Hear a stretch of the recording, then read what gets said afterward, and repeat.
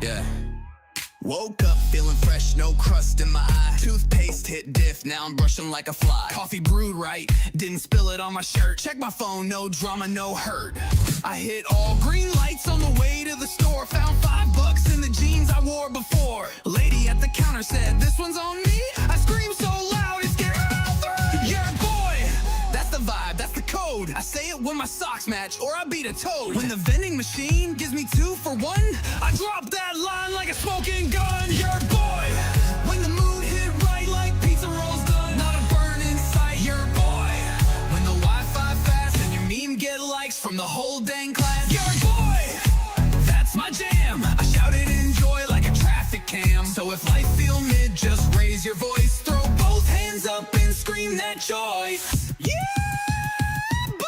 Used to keep it chill, used to say cool, but now I'm wildin' out like a caffeinated mule. Got promoted at work just for showing up. Now I'm dancing in the break room, spilling my cup. Microwave popcorn, no unpopped bits. Autocorrect spelled my slang, now I feel legit. Mom said she proud, I ain't even tried. So I slid out the room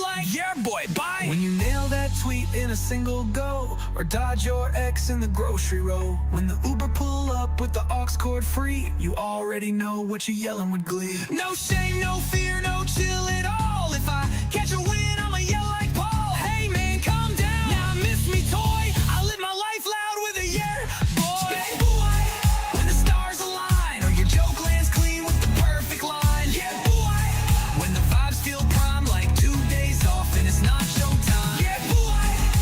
Don't hold back, celebrate your wins like a DJ track. So next time you grin, let it deploy that sacred chant. Yeah. Now walk off smooth, don't explain the noise. Just tip your shades and say, yeah, boy. Dive. Yeah, boy. Yeah, boy. When the stars align, or your joke lands clean with the perfect line. Yeah, boy. When the vibes feel prime, like 2 days off and it's not showtime. Yeah, boy. Don't hold back, celebrate your wins like a DJ track. So next time you grin, let it deploy that sacred chant. Yeah. Now walk off smooth, don't explain the noise. Just tip your shades and say, yeah, boy. Dive.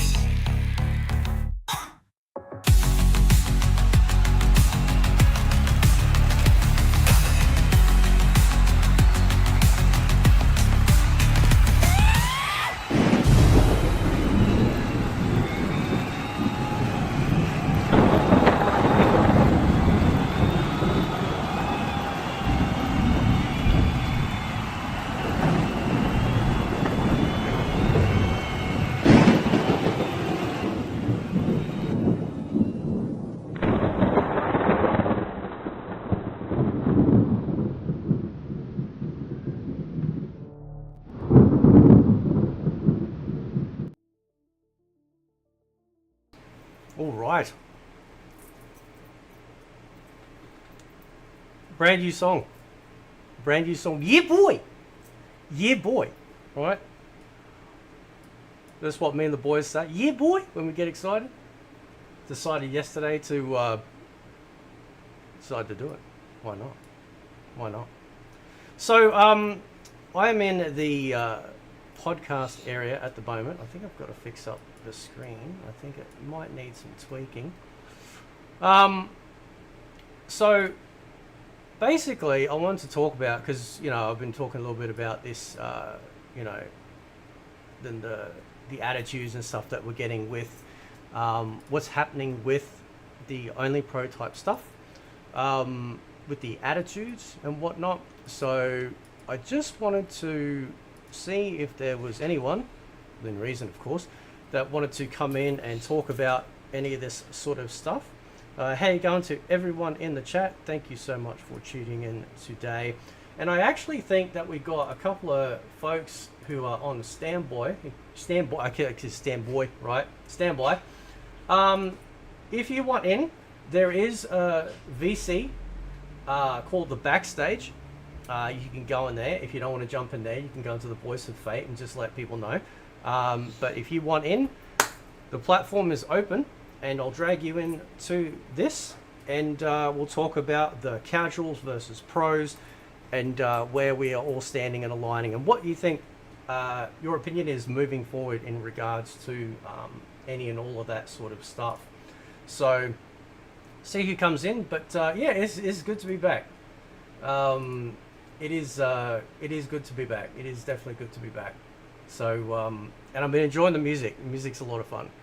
It's a hell of a lot of fun. So yeah, if anyone wants in, let me know. But I've already sort of offered my thoughts on like the direction or things that could possibly happen in regards to what they should do with fighting games. And I think the easiest course of action would be simply that for a pro scene, they just curate the game or balance the game in particular for that. So essentially what happens is that when you buy the game, you're going to end up with two types of essentially like gameplay, right? You'll have the professional tournament side of things, and then you'll also have just the unbroken mess, just the game itself, right?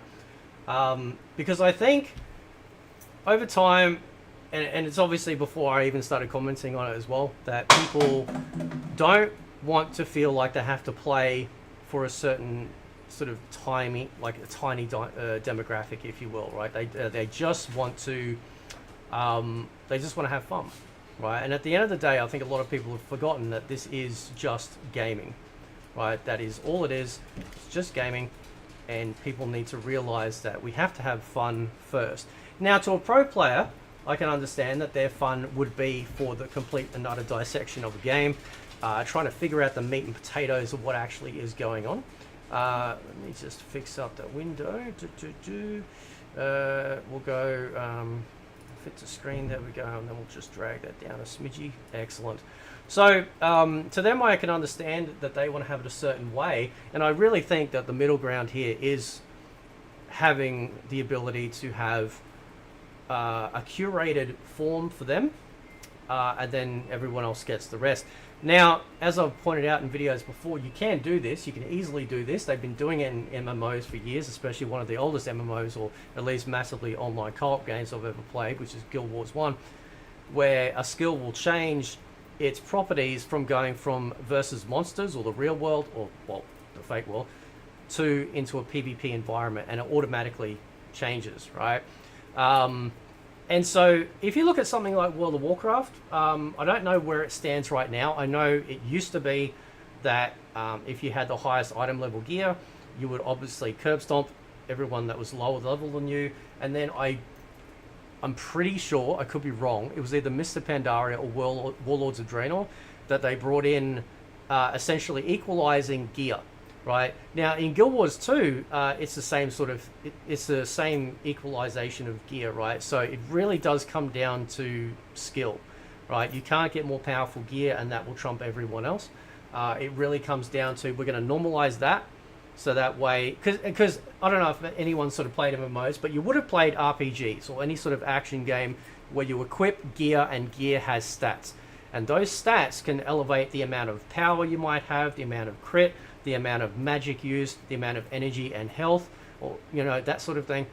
And so when you get against another player, even if you're more skilled in terms of combat versus them, if they've simply just got raw numbers on gear worn, they could easily beat you just through just simple attrition, right? So they need to, I think, and sort of, if you look at MK11, because they kind of sort of did this with MK11.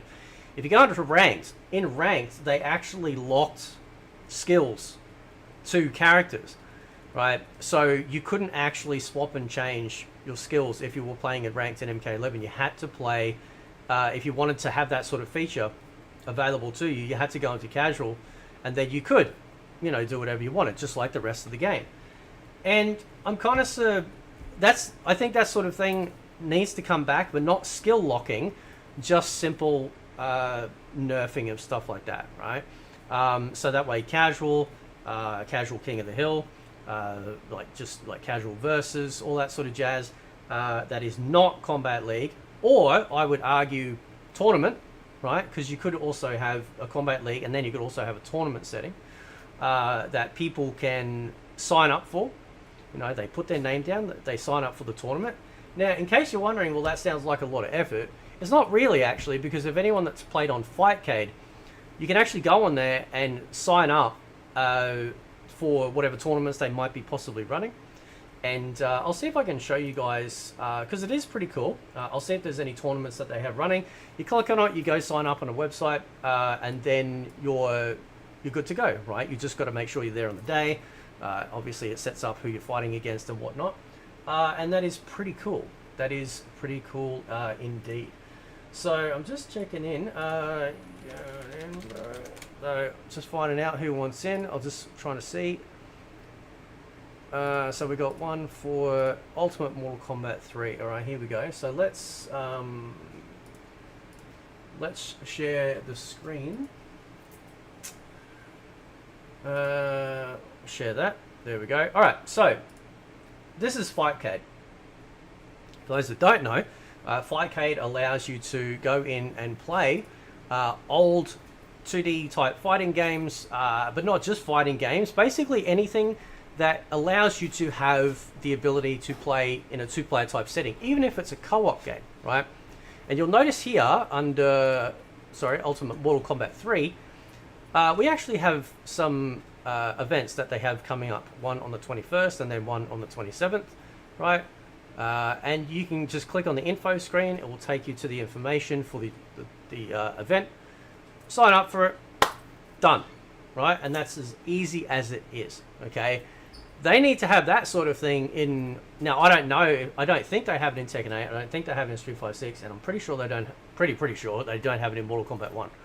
So, ultimately, I think what they should do is have that type of thing added into the game, right?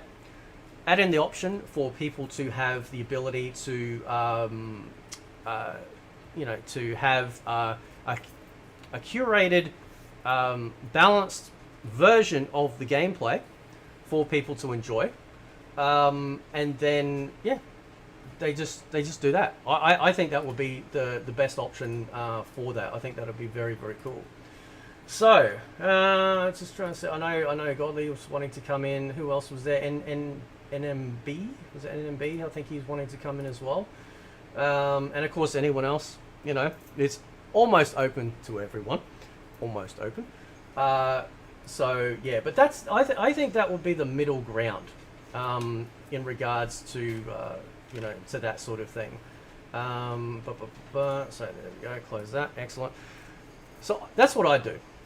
Because it's obvious that there are two extraordinarily strong schools of thought here between the pro scene and essentially what they deem as the casual scene. Hate that term, to be honest. It's starting to piss me off because it's a derogatory term when the reality is that without the massive fan base of casuals or fans of the franchise that buy it, you don't have tournaments. That's just a simple fact. You don't have tournaments at all. So, but yeah, it's open a platform. I don't know if we'll play any games. I don't really know. You guys have got any questions in the chat, let me know. And but yeah, thanks everyone for joining. Very, very cool indeed. It was impromptu stream. I know. I generally kind of do that. Schedules kind of get in my feels, but ultimately here we are. So and then we might end up playing some more tunes. We'll see. We actually have an Only Pro song. We do. I haven't played it yet, but we got an Only Pro song as well. So Street Combat says Ed Boon posted a picture regarding Injustice. I saw that. My thoughts on Injustice. Listen. I how do I put this? I like trying out all different fighting games. Right? That doesn't bother me in the slightest. I like playing all different fighting games. I think they're fun. Injustice, it's cool for what it is, right?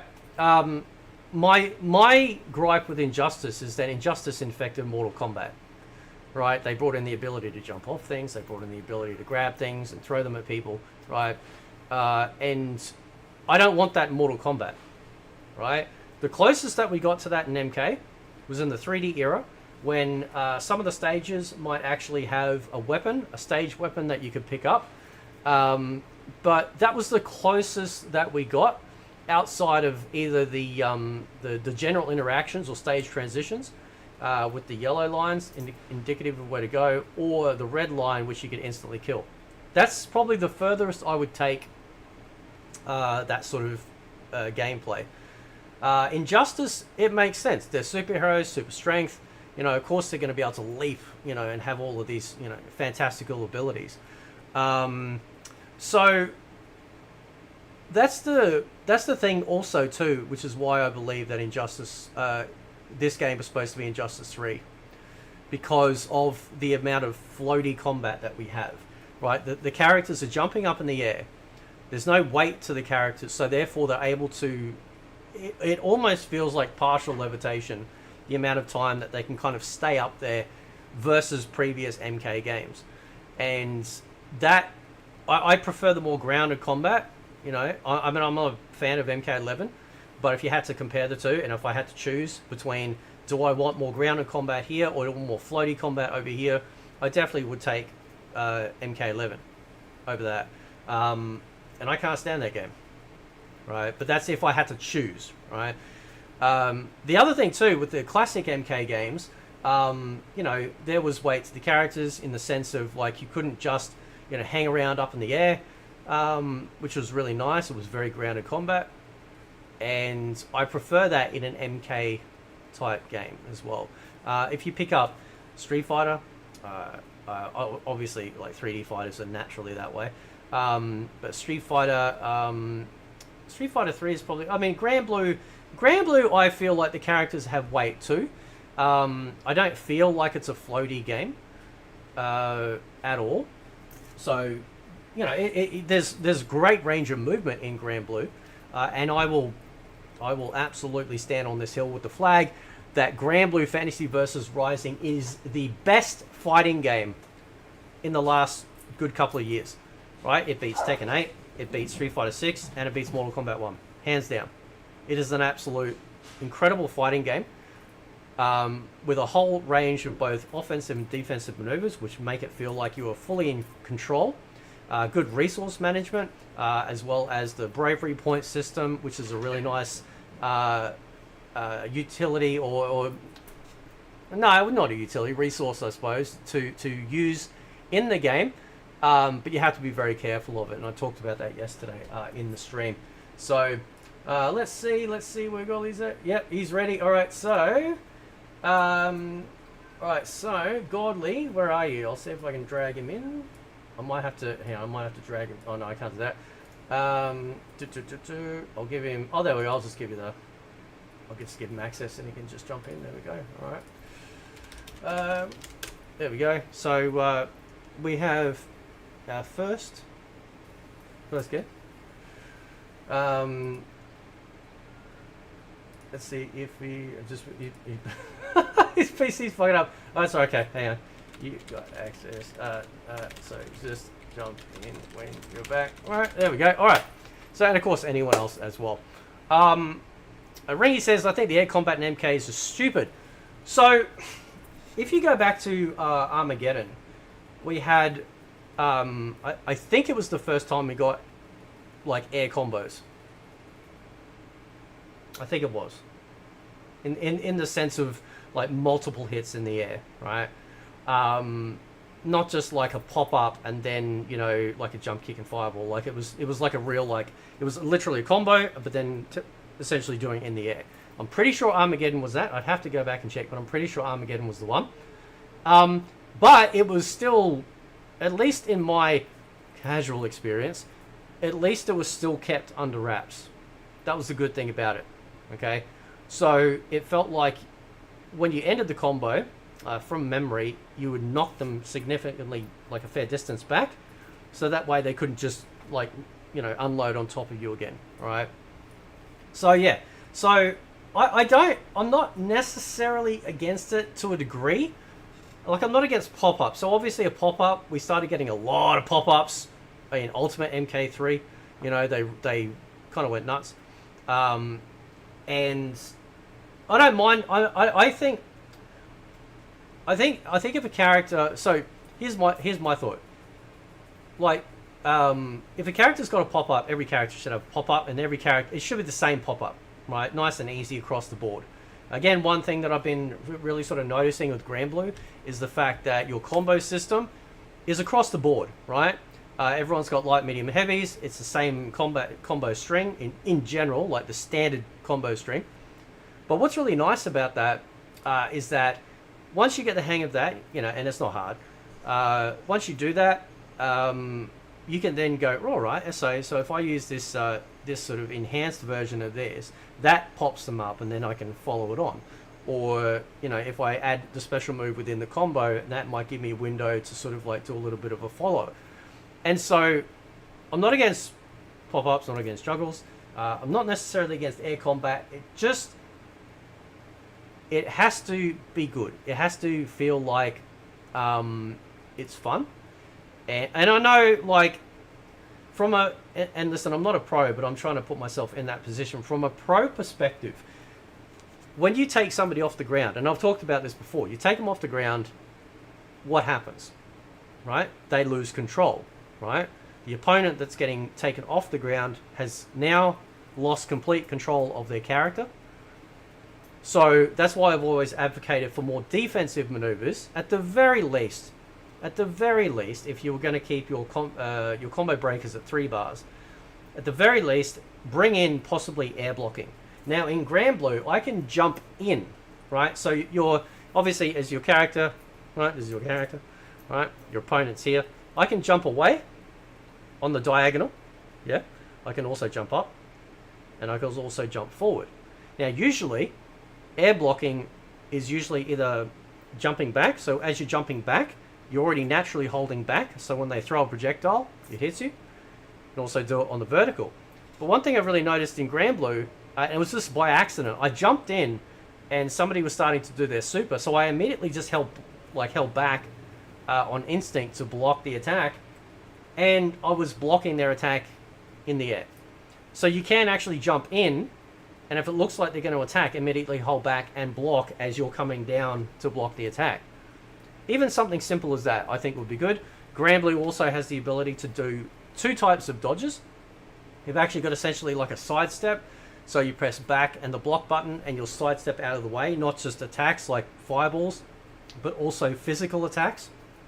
You've also got the ability to dash, right? So if they throw a fireball or you can dash past their actual character, or they're doing an actual move, you can actually dash past it. So I think if the fireball's coming this way, you know, visually it's still 2D, right? But what you're doing is you're actually coming around this way and coming around the other side. So that's really good at closing distance. And it also means that you can kind of mess with them a little bit. If they're throwing fireballs and spamming, you're dodging them and dashing past them and stuff like that, then in their mind they're like, ooh, okay, this is a little bit difficult. I'm struggling to try and get this guy. Simple things like that. Now we've got a button on L2, right, or left trigger, depending on the controller, for changing stance.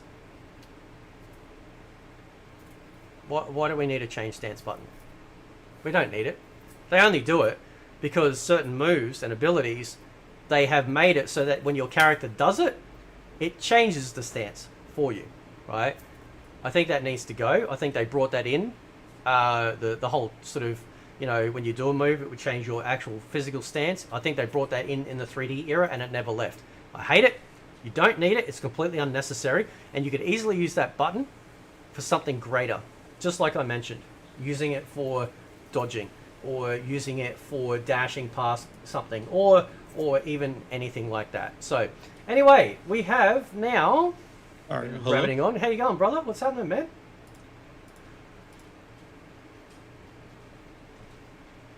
I heard him for a second. There he is. How you going? Yep. Mic check. 1 2 1 2. 1 2 1 2 1 2 1 2. This motherfucker. I can't hear you. You can't. Wait, is it my end? Hold on. It could be your end. You're popping up on my end, so I can hear you perfect. Yeah. 1 second. All right.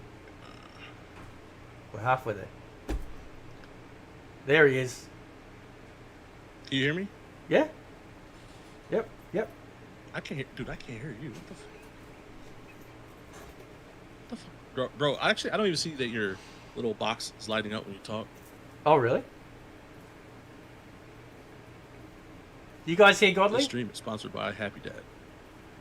We need to have like some jingle tune. We need to have like a jingle tune or something like when that plays. I can't hear you. What the hell? I hear you on your channel, but not on Discord. All right, hang on. Let me see. Yeah, it should be fine. I'm literally talking to you through YouTube. All right, I'm gonna jump. Yeah, I don't hear you at all. I'm gonna jump out and I'll come back in. Right, so you're gonna be by yourself. Reverend was. Okay. All right, how's that? Is that better? Maybe no. Can you hear me now? Everyone, you guys can still hear me in chat, right? That's fine. Turn on camera. There we go. Nice. Awesome. Okay. So you can't hear me? I hear you on YouTube. Because I just unmuted the YouTube. Oh, okay. I wonder what's happening. We can hear you on YouTube, but all right. literally your little box on Discord is not even lighting All up. right, all right. Let me check. Make sure your microphone is assigned to Let me check. Let me see. Discord. How's that? Is that better? Wait. Is that There we better? go. There we go. Right? Is that better? There we go. Yep. All right. Okay. Let's pop out the Alright. window. We'll get back to looking sexy. Hang on. Let's Right get now. back to it. Right. Everyone's just looking at fucking lightning and shit right now. It's just kind of gay. We'll pop out the window. There we go. Right. There we go. We're back. We're back. We're back. Let's get it. We're back. You hear him now? Two black brothers on camera. This is great, man. Yeah. Right, represent. How you going, man? Oh man, how are you doing? I'm great. Yeah. Shit, I'm sipping on some Happy Dad. I'm a happy dad, chilling. Yeah. Oh man. So, we're talking today, and we can talk about other stuff as Okay. well. We're talking about like the casual versus pro scene. So, Right. what's your thoughts? Like, what's your take? Where do you sit in that? So as a person, back in the day, I used to play the NetherRealm era games, sort of competitively. MK9, MKX. I started with MK11, Yep. but I wasn't feeling the game competitively. Yep. Okay. But doesn't mean the game wasn't good. It's Yep. just competitively. I didn't like it competitively on a competitive level. But I will say, I'm in like in this weird middle zone. So I'm like a competitive casual Yep. now, right? So like I'll learn some frame data. I'll learn some little bread and butters, little optimals, little setups, But other than that, that's it. Yep. Just enough to whoop some ass and play Yep. some ranked. And if somebody talks some shit when I'm streaming, I can whoop some ass. That's it. That's all I'm doing now. So Yeah. Yep. I'm always drunk or high when I'm playing, so I can't be competitive like that. But anyways, I do depends. think it's two different worlds. Yeah. It's two different worlds. Like Yeah. you can't. It's hard. It's hard when people try to, like, a competitive player tries to come at things that are beneficial to the casual player. Yep. So it sucks because the casual player, unfortunately, are the ones that bring in the sales. Mm. A lot of these pro players, they don't even buy the game because they're sponsored. They get a code or whatever the fuck, Yeah. And then or their sponsors buying the game. It's just it's two different worlds, and I feel for the competitive player because there's some shit that is fucking scrubby that's in the game, right? Mm. But then as a casual, that's what's driving a lot of the people away because they're these fucking sweats. The sweats online, they'll Yep. Yeah. you get touched and you're dead, Yeah. and you get mixed and you're dead, and it's not fun for a casual. So I get that, but yeah, it's just a very hard barrier to try to blend in together, that a good medium, because everyone nowadays, it also has to do with the people. I think nowadays people are a lot more soft. Everyone wants to get a participation trophy to feel like Yeah. they're winning when they're not. Mm. So that's another thing. Like, I can't, I need my ass whooped. It's like, come on, dude. So then the devs give in. They put some bullshit, some shit that's easy for the casuals. I don't know. Yeah. But that's my stance. Like, I'm in this weird, like, competitive / casual. Like, I'm like a casual try hard is where I'm at. Yeah, I actually would probably be in there with you, right? Because I think, especially especially as you get older, you're like, Yeah. fuck these kids. I'm gonna show them, Yeah, you're like, what am I doing this for? right? And then Mortal Kombat's not paying out. You saw the pro. What the fuck? Like, I make more at my job. Yeah. Yeah. No, I think But it's like, I get what you're saying, like Yeah. about like you kind of you want to have like the whole package, but there's also that part. It's like, right, I'm gonna get online. I just want to know enough just to kind of just let them know that I'm not a pushover. yeah. But unfortunately though, like there's no, like I know I've mentioned it many times, and you're an MMO guy as well. Yeah. So you'll understand that, what I think what they should do is like essentially have two versions of skill abilities, right? So that when you go into the competitive modes of the game automatically swaps you over to the actual tuned balance layout that would then use if they go to a tournament, right? That's what I think. So So that way they can in the first they person can shooter world they do that. I'm sorry, my bad. no, you go ahead. No, No, I'm saying go they ahead, do man. that. They do that in the shooter world. Rainbow Six does that. Yep. You know, you have your quick match, the match Yep. you just hopping on and play. Yep. The rules are not the same. There's no friendly fire. There's all kinds of shit that's catered to just hopping on and playing. Yep. I think fighting games also lack, in my opinion, skill-based matchmaking. They have Yep. it for ranked, Yep. but in general, I think fighting games might need. I think that's the genre that needs it over any genre, to be honest. Yep. Because they have it where you could do placements against AI, and they can tell how good you are by the combos and how much damage you're doing, and how fast you whoop the computer's ass, and then now you're placed in gold or high silver or some shit. You know, you're different from the rest. You know, I definitely think that exists in games now. You know, so fighting games, I agree. Fighting games should implement that, like have the pro set, like the pro rule set. Yep. And then when you're playing King of the Hill, or if you're playing what's the other mode, like player matches, where you're just playing random people and player matches. Yep. If they ever bring like a room match, you can choose between. And you know what? Injustice did that shit. Didn't Injustice have competitive and regular, right?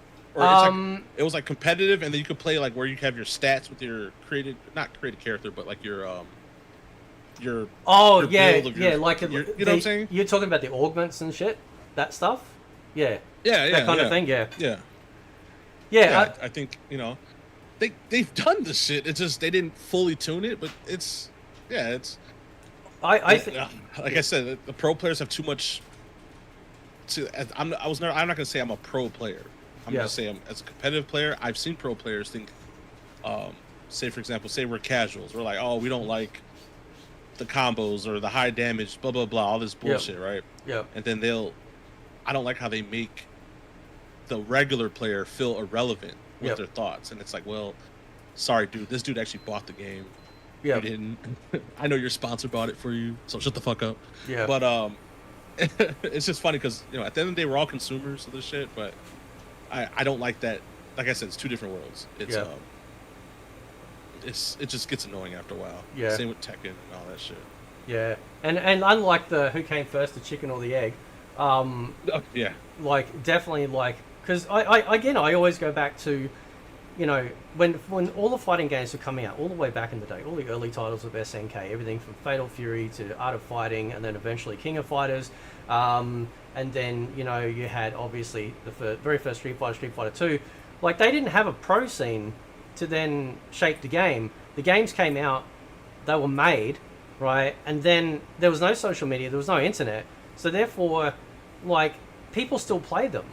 Like when Marvel vs. Capcom 2 came out, which is a massive title,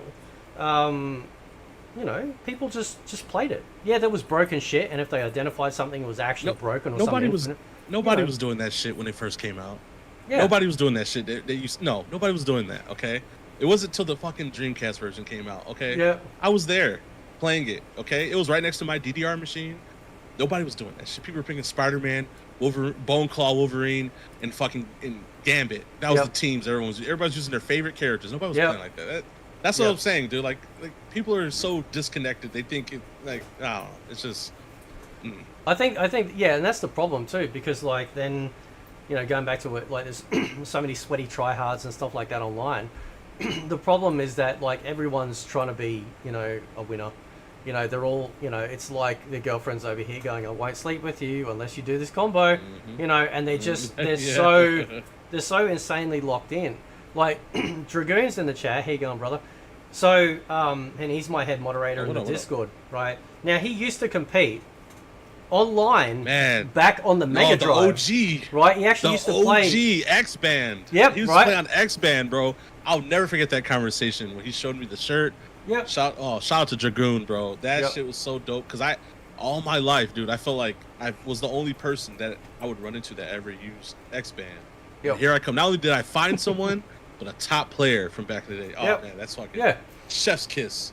And so he was saying that I think he was playing online or something, and one of his friends was watching him. He'd have to correct me, but he was like, why are you playing so casually, right? And he's like, well, Mhm. because if I play the way I actually play, like competitively, no one's going to want to play against me. It's not fun. Right? Because It's not fun. now it's become like this life or death type situation, and there's no fun to be had. And he's right. Like, and again, you know, to a pro player, that is fun. But I think there's an opportunity here for them to create two different pathways, so both can be happy. Right? The casuals, you know, as we know, bring in the money. They're the ones that allow these games, any game that is successful, it becomes popular, right? And then from there they go, oh, okay, this fighting game's popular, maybe we should feature it over at Evo. We got Grand Blue Fantasy versus Rising at least what, 3 Evos now, I think, at the very least, you know, and it's getting more players signing up for it than Mortal Kombat 1, right? And that's only the second version of the game. Okay, it doesn't have a 30-year history. Okay, so it means that game is solid. It's very popular. I mean, Under Night's in there too, man. They've got Under Night in Birth 2 or whatever it is in there as well, above MK1. Right. And so, you know, it's because these games are great, they're popular, but they're also very solid as well.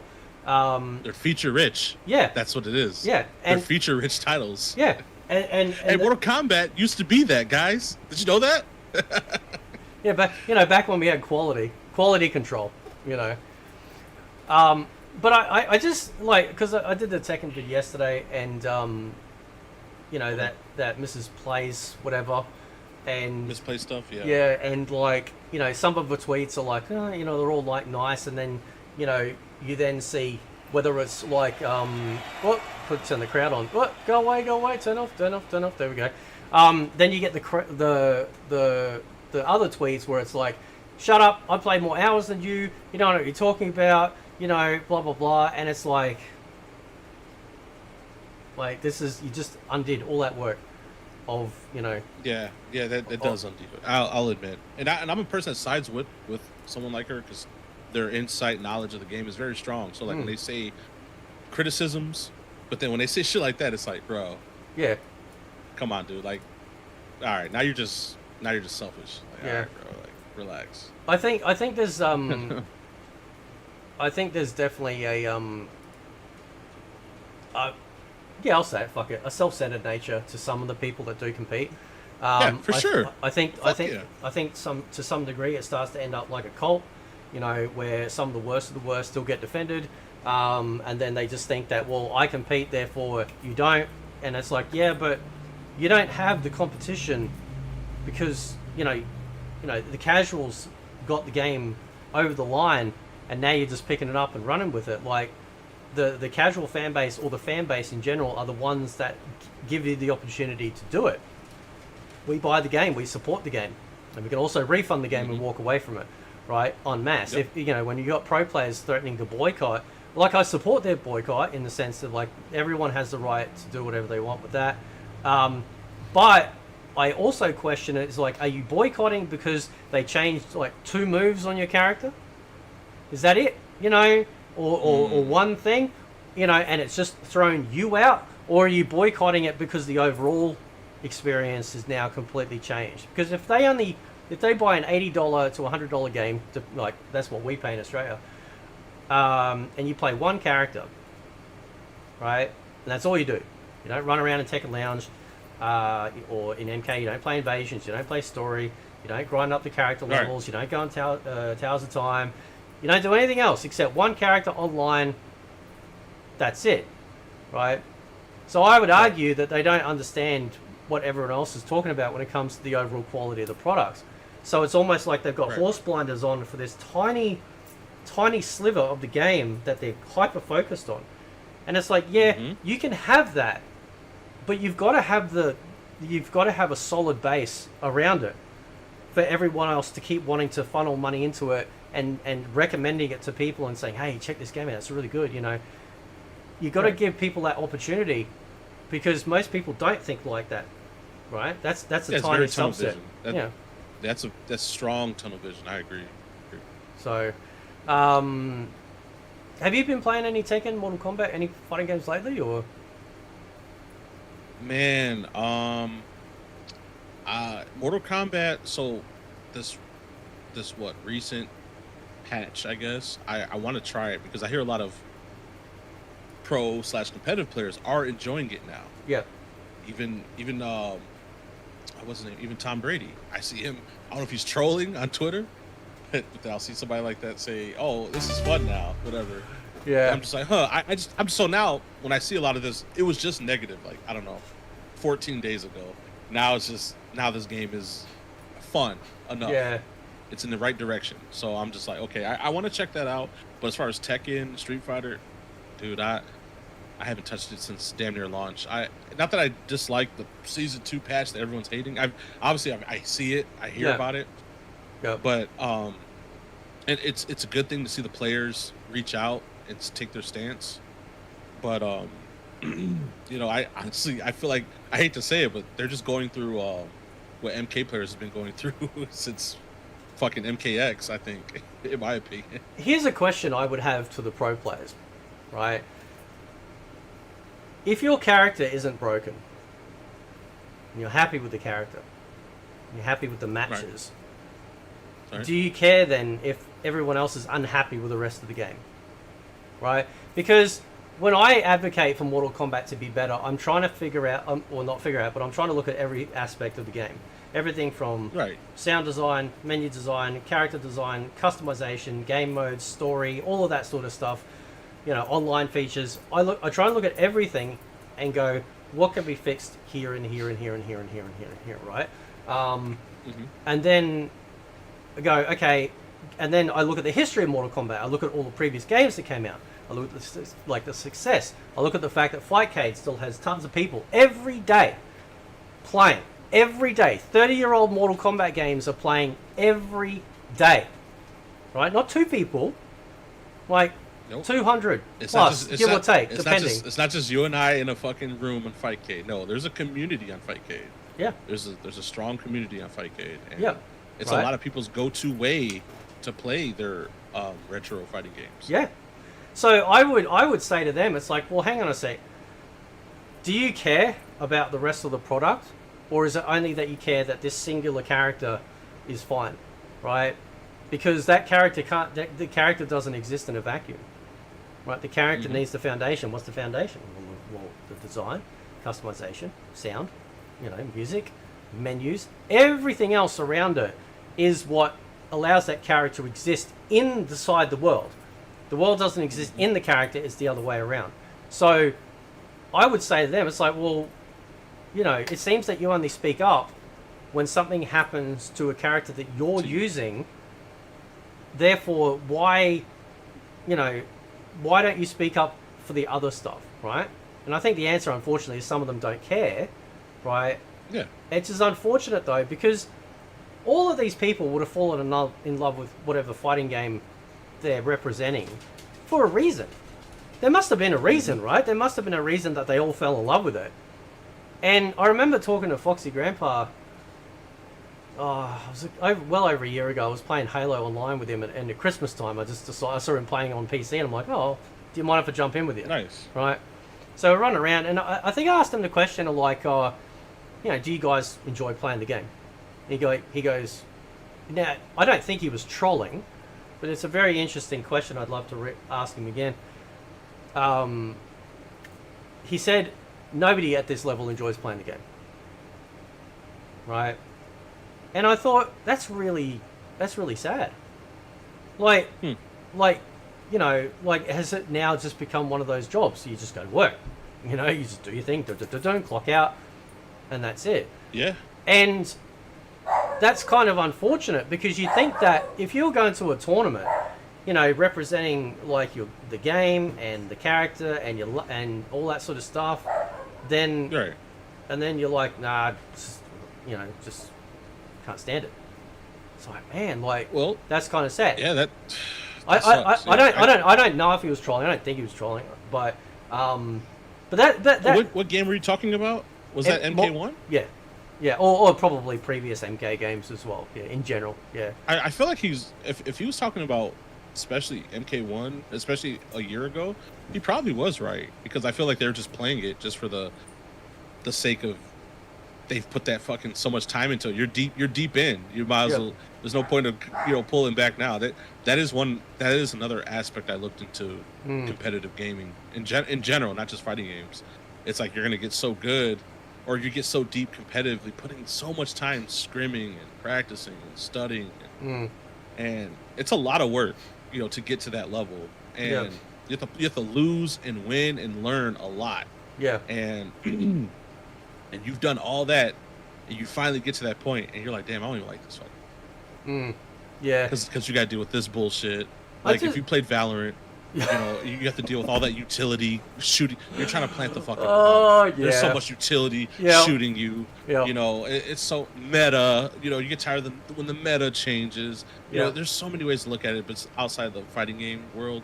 So I can only imagine it. In Mortal Kombat 1, in the state that it was in, I'm pretty sure he was right, bro. Like, I ain't gonna lie. Yeah. Because Mortal Kombat, it wasn't that fun. Like, it was just like, you're just dealing with the same bullshit, Johnny Cage, all that shit. And, I was watching him the other day when I was watching his stream. He was using Madame Bo. I was just asking him some questions. I said, what's the character like? And he was just giving some feedback and stuff like that. I got a bit. Okay. I must admit, despite I got a soft spot for Foxy. I don't know why. I kind of do. I don't know why. I think his heart's in the right place, but he's a fucking troll. He's a massive troll, right? He's just. There's something wrong with that, right? That's what he does, you right? need that. But There's something wrong. But he was good. He was he was nice and he was answering questions and stuff like that. I'm very curious to understand or find out why or how some of these guys, like a Sonic Fox, like how does he approach when he looks at like a brand new Mortal Kombat game, right? Does he just go, yeah, that character looks awesome, or does he start going, right, like, what am I going to be able to do with this character, like a math equation, what pathways and calculations are going to be able to have with this? And I always think about that, and if that is the case, you said something about like you're getting so deep into the fighting. And this, right? Deep. Balls deep. Like, just, parking the nuts in the other house. You know what I'm saying? Right? What happens if it goes beyond the love, the enjoyment of the game? Right? Like, I can play any shooting game because they're fun. I like the idea, coming from the generation of living without the internet and that crossover to online gaming. The ability just to be able to jump online in a pub, so a pickup group, and just play a shooter is a lot of fun. I don't sort of get too deep into like, oh my god, the AK's nerfed and MP4, whatever it is, oh my god, I can't play this or whatever. I just go, man, this is fucking awesome. Right, this is just cool, Yeah. And I worry that people when they and this is not just fighting games, this is anything, right? Yeah. Everyone gets burnt out, everyone gets so invested that, they forget the main factor of fun. What do you think? Do you think that's an issue with some people, or? I definitely think it's I definitely think it's, I don't want to say an issue, but people go for that. What you said with like Sonic Fox, I've done it. I've done it. I bought Mortal Kombat, and I'll see like a character reveal, and you see some shit that looks like an overhead low mix up. You're like, well, that looks cheap. You can see it. Like once you've like gotten to that point, like I'm sure he's beyond what I'm saying, but like once you get into that point, you can see the shit. Like you see him do this and that, and he's side switch into an overhead. You're like, oh yeah, that's some bullshit. I'm picking that character at least for the first 48 hours. Yeah, and then maybe the character might not be your type, and then you just find you start searching around. But that is the thing, dude. People that meta hunt day one. Oh hell yeah, bro. That's a real thing. Yeah, it's a real thing. Shout out to Realm of Rage TV in the chat. Realm of Rage TV. How you going, brother? How you going, man? What's happening, bro? What up, Realm? If you feel like jumping in too, it's an open platform, man. There's no, taking turns and shit. You're more than welcome to jump in, man. So Fiction, Reverend Fiction asked a question. He said, what's your thoughts on Tekken 8? Tekken 8 in the current state, right? I'm guessing, because that's what everyone's talking about. I would say Tekken 8 as a package is a great game. Yeah. I know people want to say I know it's cool to hate on Tekken 8 right now, but I can say Tekken 8 as a package. You had a story mode. free story mode expansion, the Tekken Lounge. What's the other one? The Ghost Battle thing where you run around with your avatar. Yep. All that cool shit, the lobbies and all that. You could cross play at launch. The roster's pretty decent sized. Yeah. Breezy's also. I'll just answer this. Yeah. Keep going. Yeah, Breezy. Yeah, you're more than welcome to jump in, brother. Yeah, absolutely. Just if you want it, I'll give you access to it. Yeah, continue. Sorry, man. No. You're good. You're good. Yeah. So I think the package is great. Now the current patch or current state of the game, I haven't played it yet, so I can't say it's trash or not. But I did see visually like the fucked up shit. So it's fucked up. Yeah. Tekken 8's fucked up, bro. But the cool thing is, see, here's the thing: people want to hate on that shit, bro. But they did something that NetherRealm I've never seen NetherRealm do, and we're some NetherRealm sort of shills here a little bit, to a certain degree. They get us every time. I can at least say that. Yeah, true. It is true. Yeah, we do. Yep. Yeah, they get us. I don't care. They get us. Yep. But they at least acknowledged they fucked up, and they kind of were communicating with the fan base. Yep. If NetherRealm dropped that patch like that for Mortal Kombat, they wouldn't say shit. Yeah. Wouldn't say shit. They'll be posting, Boone would be tweeting about the birds in the sky. This other fucking person would be tweeting about, his Panera Bread order. People in the comments are flooding their shit. This patch is fucked up. They don't give a fuck. They're just, oh man, today is 63 degrees. It's beautiful. Yeah. They don't care. At least in Tekken, well, I heard about the one dude that was banning motherfuckers, but eventually they came through though. Do you think like outside of like an actual break? How you going, Breezy? What's happening, bro? What up, Breezy? Hey, what's going on, gentlemen? Wait, can I hear me good and clear? Am I too choppy? No, I hear you. Yeah, you're cool, man. Hell yeah. Yeah, I just wanted to jump in on the topic. I heard you guys. Well, I saw the notification on the Discord, so I was like, I might as well just give my 2 cents and go for it. You guys. Floor's yours. That's what we do. Floor's yours, man. Yeah. Go for it. Well, I just wanted to see, I just joined in, so I just wanted to see what. Obviously, I know Fate's point of view on the pro versus casuals. Topic.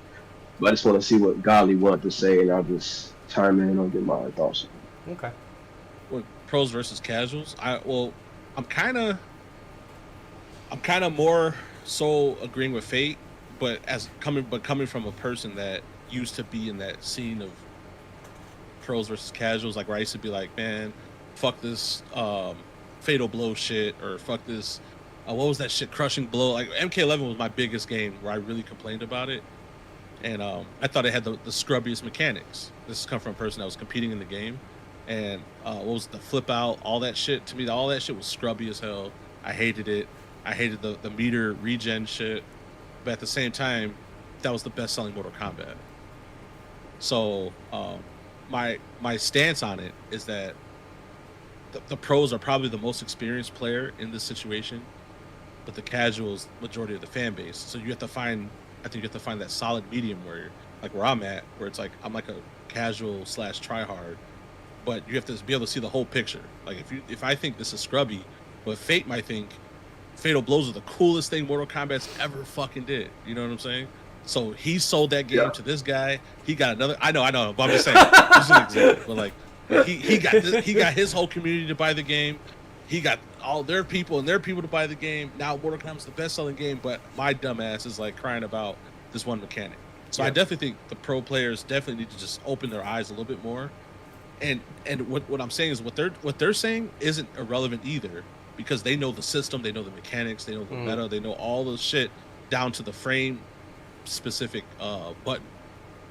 But it's just more to it, and I guess that's where I'm going. It's more to it than the frame data. It's more to it than being +9 on block. It's more to it than this move being a high over versus a mid. Now those are the fine-tuned changes, yes, and it might suck, or it might be cool, it might be broke, whatever.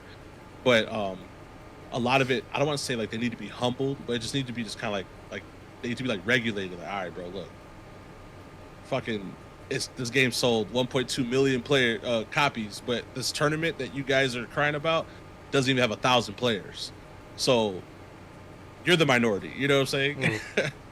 but they're not irrelevant either, because they're the ones unfortunately, they're the ones that do bring the viewership.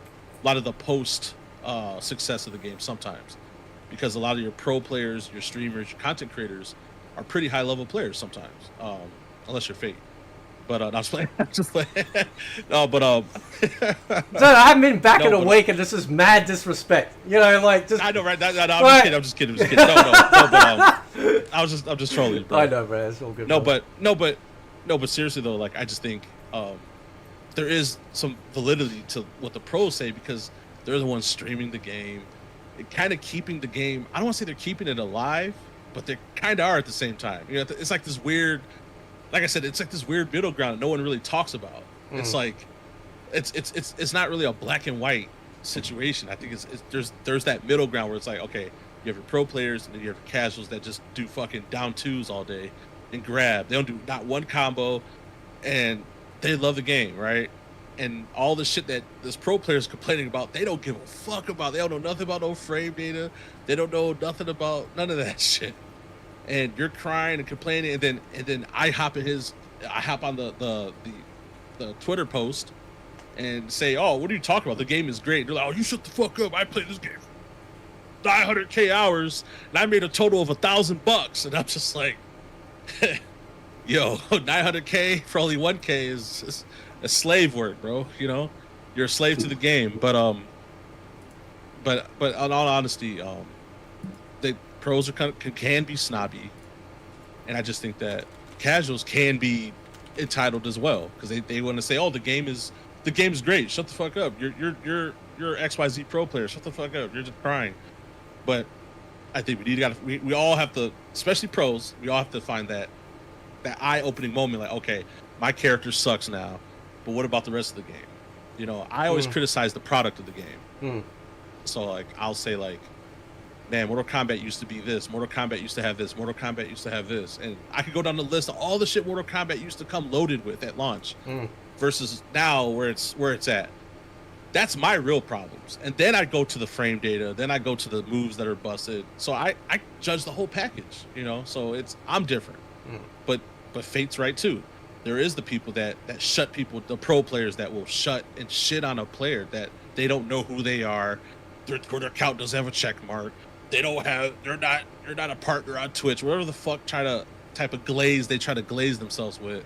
They do shut those people down. And it's like, but dude, a lot of them are the ones that keep that game alive or get the game to the point to where it's seen success. And I think we have to realize that it's more to it than just like our point of view from casual pro. I think we got to find that eye-opening moment, like, okay, I suck at this game. I don't know shit about frame data, but hey, this shit's missing rooms. This shit's missing that. This shit's missing conquest, motor card, chess combat, all this fun shit.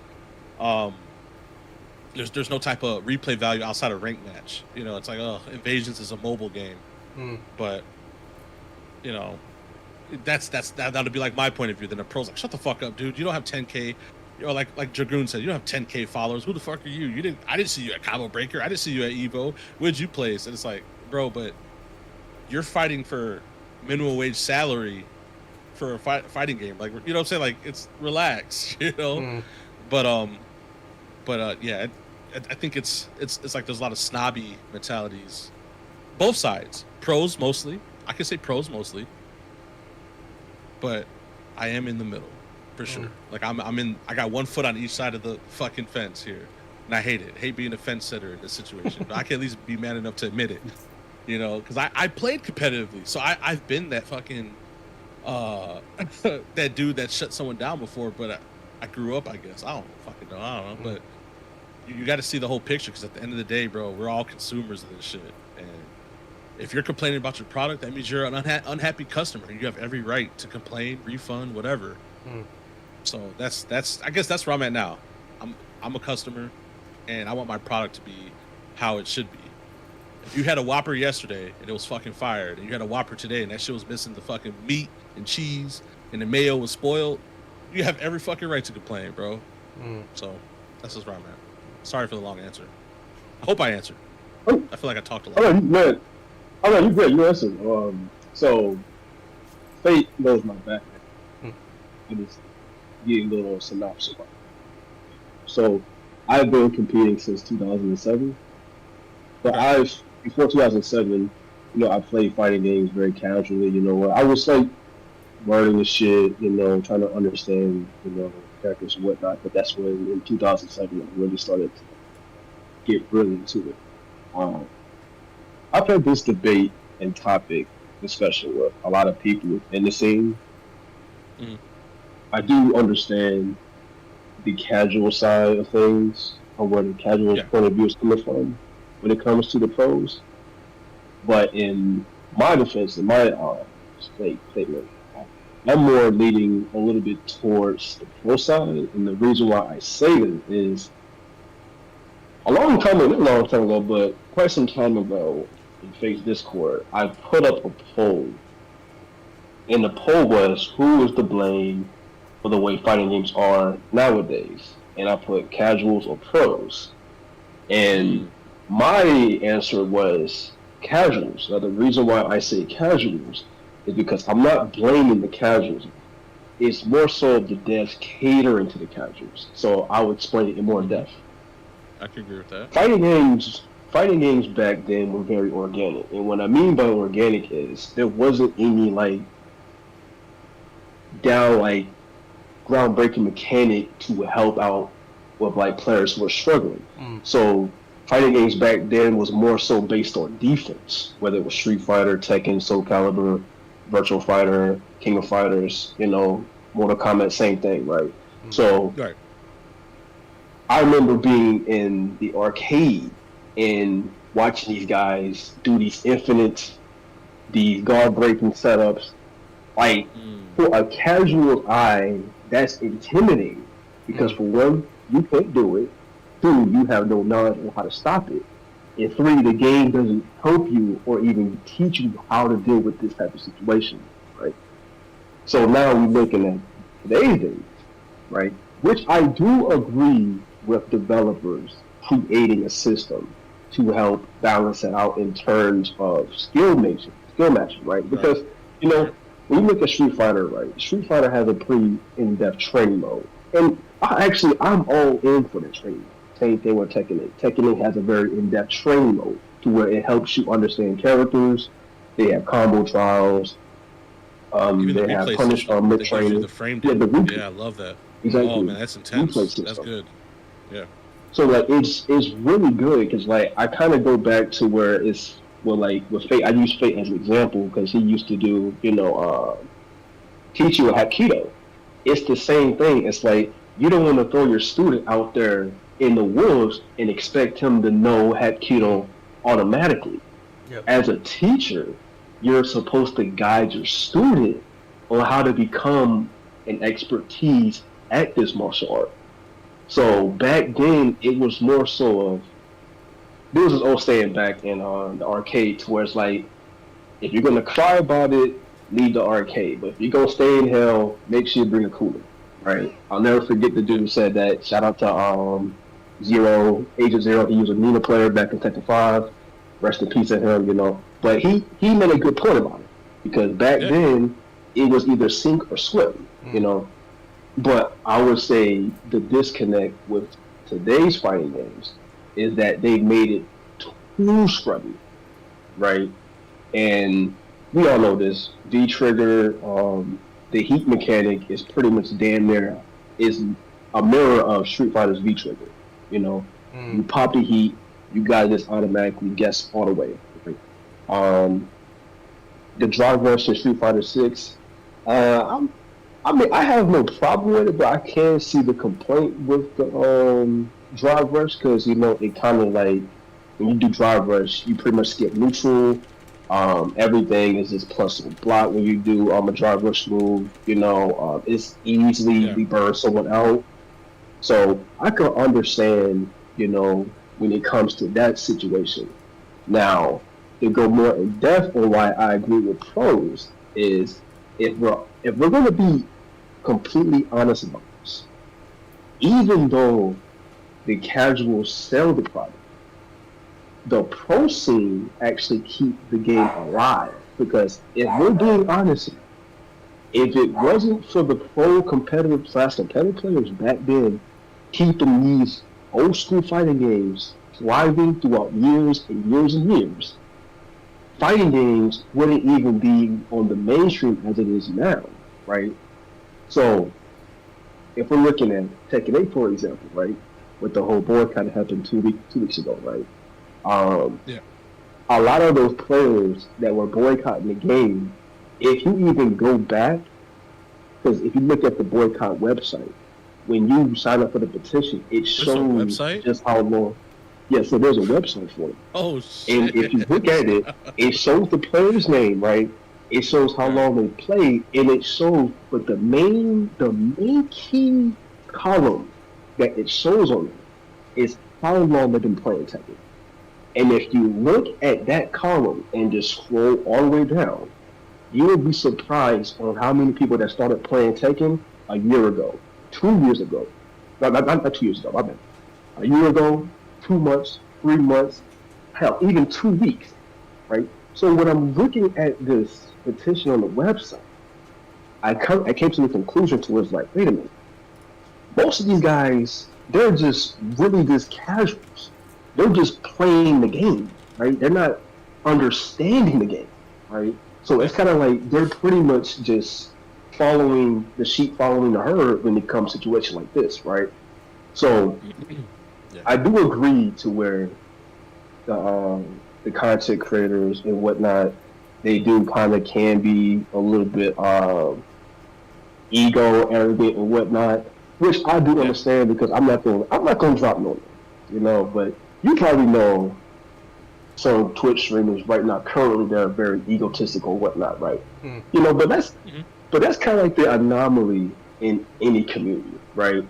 But when it comes to the topic of, well, how come the pros, how come the developers only listen to the pros instead of the casuals? Well, I'll give you an analogy, right? In sports, right? If ESPN is trying to hire a sports analyst to break down, you know, the sports, these players, their stats, the rules and whatnot, do you think they're gonna hire someone who just watched the game casually, or someone who knows the game fundamentally? You know, so it kind of works the same with developers going to pros, because the pro players, they're the ones optimizing the game. Because with casuals, right? Casuals think that developers are not all casuals, but there's some casuals out there that feel like developers are creating these, you know, block infinites, these, you know, combo infinites and whatnot. Not necessarily. It's just that the players, when they go in the lab and they get real mad scientists with these characters, they start discovering things like this, right?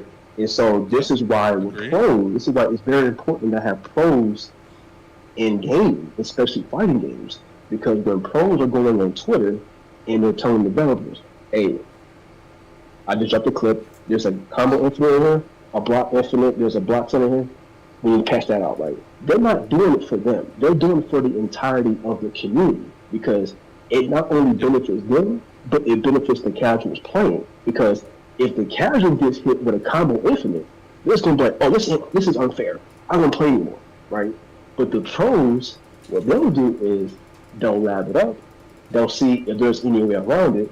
And there's not a way around it, if it's hard to deal with, then they'll just go on Twitter, at Harada, or at Capcom, or at Ed Bull, or whatnot, right? Or at Paulo, and be like, hey, patch this Scorpion infinite, patch this Sonya infinite, or patch this Gen block stuff, or patch this Ryu does too much damage off of one move, you know. So, I mean, that's just my thing, you know. Even though I do agree with casuals, I have to like lean towards the pro side, just not too much. That's fair. No, it's like I said, what it sounds like, you're a competitive gamer, and competing is fun for you. You know what I'm saying? Mashing buttons isn't fun. There's nothing wrong with that, bro. There's nothing wrong with that.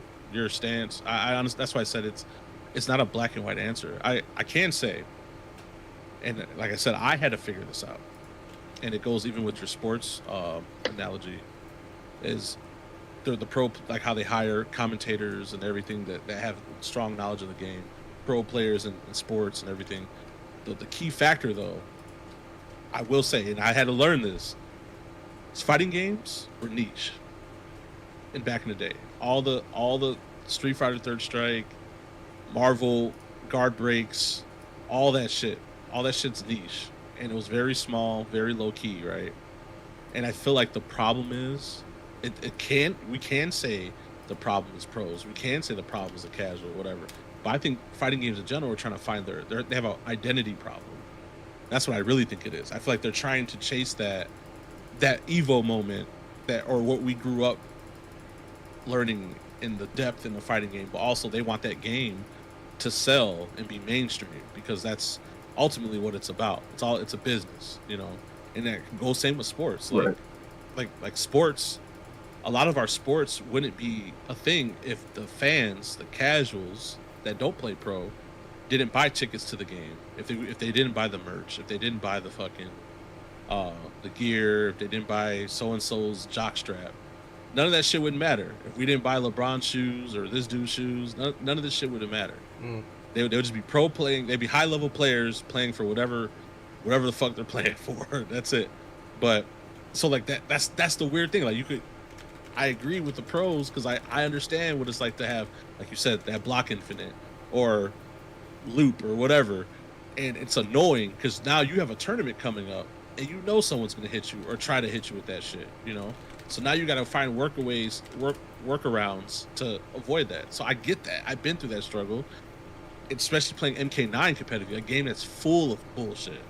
Like, dude, you had Cyrax Infinites, you had Johnny Cage was plus 1,000, 4-3, which is plus. You just have to sit there and eat it. Like, I've dealt with it. I've been through that shit. And another thing is that we're in a different era. Like that Twitter clip shit didn't work back then, because it just didn't work. It was a different era. Now, yes, you can make a TikTok, you can make an Instagram reel, you can make a Twitter post, you can make a fucking Facebook Live post, YouTube, Twitch, and as many ways to speak out about that. And it's going to get seen somehow, especially if they see the word infinite next to their XYZ game, you know? So I'm gonna. Right. I'm gonna. Oh, go ahead. No, I'm gonna cause some problems. Right, these are my problems, right? So I'm gonna show you this. Hell yeah. Stir the fucking pot. Right. Now this is the boycott page. Right? Yeah, that's nothing I learned about. I did not know about this shit. The total amount of signatures that we got is 5,668, right? Now the game has sold what, 3 million copies. Yeah. So, in reality, how scared are Harada and that? Like, is this an actual impactful number in the scope of their actual sales and impact directly? Because if it's only 5,668, then where's the?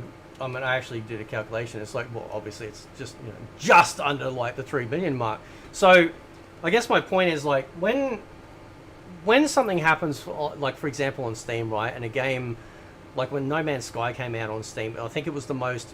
Oh. It was the biggest game that had the most overwhelmingly negative reviews of all time on Steam, right? Yeah. That was a massive impact. We're talking tens, if not maybe. I'd have to go back and check, but let's say, medium tens of thousands of reviews, calling that out. And that's when it launched. That was a launch, like, splurge, right? So, I guess what I'm saying is, like, and I'd have to check Steam, but, like, even though the petition exists, isn't there supposed to be, like, a minimum number that should be, that they have to look at and go, okay, yeah, this is maybe a major issue. And the other thing is, like, obviously, like, because you guys have both competed, obviously, whatever. So, and this will probably be like a normie question, but who's developing the actual systems in the game? Like there's obviously someone that's knowledgeable in fighting games and the mechanics that is building the Tekken systems, right? So, therefore, when they dropped this Season 2 patch, was it, were they doing it because they really want to shake things up, and they're like, no, this is the direction that we want. Now, outside of bug fixes, forgetting bug fixes, but yeah. I can't imagine that they were under duress or held hostage when they dropped this patch. Do you believe, like playing devil's advocate here, do you believe there was an actual, like an actual mindset of direction that they wanted Tekken to go with this Season 2 patch? So that's just kind of my thoughts on that. I mean, I'm the the first direction, about it. yeah, the direction of Tekken 8 specifically in general is a different direction. Where Tekken, I don't even say different. Tekken 7 was a very defensive heavy game, from what I remember, and Tekken 8 is kind of like the polar opposite. It's hyper aggressive. Yeah. I feel like launch Tekken 8, people are complaining because they weren't used to that. They're used to being able to poke people and wave dash in and out poking and just kind of playing a lot more footsies. And I understand that. And I feel like there hasn't been an adjustment to Tekken 8, the game. Mm. Now Season 2, I feel like they might have had an approach to crank it up even more. I don't like I said, I didn't play the Season 2 patch, and I just seen the clips. A lot of the clips were bugs, so I can't really go off of that because they could fix bugs. I think they have, if I'm not mistaken. Yeah, wasn't it? There was an emergency patch drop, wasn't there? Yeah, they had a fucking emergency patch. Like, that's crazy, but but I think like Season 2, they probably have a vision of Tekken 8 being a very fast-paced, aggressive game, because maybe in their minds, they're thinking about, they might be thinking about the streams. They have Tekken World Tour, so they have their own self-funded pro league thing. And I feel like maybe their direction is to have a crazy game where it's crazy to watch. You hit someone getting hit with a heat engager is very, oh shit, kind of like how Mortal Kombat 11 had the fatal blow. Yeah. You know what I'm saying? So I feel like maybe it's that version in a way. I'm not 100% 100% sure on that, but it looks like something fucked up there, because like they definitely went overboard on the aggressiveness, and I've seen a lot of plus 14 crazy stuff like that shouldn't be plus. Yeah. But yeah, I think the direction is what you call it. I think they had to intend to do that. There's no way. There's no way, bro. So welcome. They had to know, Well, because they're all professionals. Just before you continue, Breeze, you just want to welcome in Reaper Zero, Oh, shit, what's up, y'all? the Coom Chalice, and NMB. How you going? What up? All right, Breezy, go ahead. What are you gonna say, man? Okay. So I can actually break this down. So after Tekken 5 VR, from Tekken 6 up to Tekken 8, Tekken has been changing every game, right? Drastically. And this is where I laughed at the community for it, right? Because I pretty much called this out back at Season 2 of Tekken 7, right? In Season 2 of Tekken 7, they were showing us exactly what they wanted to do in the next Tekken, especially when Falcon came out. Falcon had the guard break to where it broke your guard. It also balcony break. He had charge moves. He had moves that literally they added the one feature to where you had like the little block stone, to where it's like +5 of block whatnot. Everybody had them. They had the wall bounce and whatnot. They were preparing players for Tekken 8. So when I'm looking at the Season 2 update, now obviously there's a player who used to play competitive back in the day, who used to play Devil Jam, pretty much most of Mishima, right? His name is Mishima Star. Now Mishima Star, he is on the Tekken team to where he's balancing and whatnot, but outside of Mishima Star, I don't know who else is on like the balancing team or whatnot, so I can't really, make, accusation. I can only say allegedly that I'm hoping that the developing team, they got players that actually know how to balance the game out. But in terms of the Season 2, even though I do understand the petition, because players were asking for a defense and they were told a defensive patch. But my take on it is, even if they add a defensive patch, people are still going to be complaining about the heat mechanic, because everyone is saying that, oh, well, the heat mechanic, you pop it, you die. You got to guess all the time, right? So, but where I find the contradiction in is when you see the players the first 2 weeks when the patch came out, right? Players were going back playing the old Tekken. They're saying, "Oh, Tekken 5 is so much fun. Tekken 6 is so much fun," which that's all your opinion. But coming from a guy who plays those games competitively, it's even worse because those are the games you have to actually know how to play Tekken. Because in those Tekkens, you couldn't get up, you got outrun, you got launch punished. You couldn't swing all day because you could actually sidestep mid swings. So you had to actually know how to play Tekken. And I don't talk about Tag 2. Tag 2 was trash. It's scrubby as hell. In my opinion, that's the worst Tekken of all time. Right next to 4, in my opinion, Tekken Tag 2. Tag 2. Oh, Tag 2. Okay. Tag 2 was crazy. That was a crazy time, man. That was a crazy time. You should have saw it on Twitter. Everybody was like, "Oh, Tag 2 is like the most fun game possible," and I'm saying to myself, "You guys are only saying this because Tekken 8 is trash right now. But if you were actually to play these games during its dark times, you wouldn't be saying it. Because if anyone knows the lore behind Tag 2 didn't even last a year. It didn't even last a year, whether it's in tournaments or online play or longevity. The game didn't last a year. So why now all of a sudden we're praising a game that was hated by the community? It really almost made Bandai go bankrupt. Not Bandai, but the Tekken team went out, right? Go bankrupt because they put so much money in advertisement that they swore up and down that game was gonna sell like hotcakes. They added Snoop Dogg in there, acting like they think their Snoop Dogg will help sell this shit. No, that shit fell right in the sticks. That's where all the budget went and the fucking Snoop Dogg contract. Yeah, that's what the budget went. And they lost all that money because nobody wanted a Tekken Tag 2 anymore. No one wanted a Tekken Tag game. They just wanted another Tekken game. Because we went through the first tag on Tekken Tag. The first Tekken Tag, that was great. I'm not even talking about it. Great. But in terms of season 2, oh my god. No, you're good. You go. Go. No, I would say the last statement. In terms of the season 2, Tekken 8, I will agree that it was kind of crazy, but I mean, everybody's been playing this game since day 1, so it's like, how can this be any crazier than the first year you have to deal with these things? Yeah, the game's already hyped. That's what I'm saying. I feel like when people complaining and there is fucked up things in the patch still, I will say that, but I feel like they just haven't adjusted to the game itself, Tekken 8, and I think that's where we're at. People want to play Tekken 7 still, and get good, I guess. I don't know. Yeah. So, White Reaper, Zero, Coom, Chalice, MB, do you guys want to speak? Floor is yours. Yeah, hi. Here you go.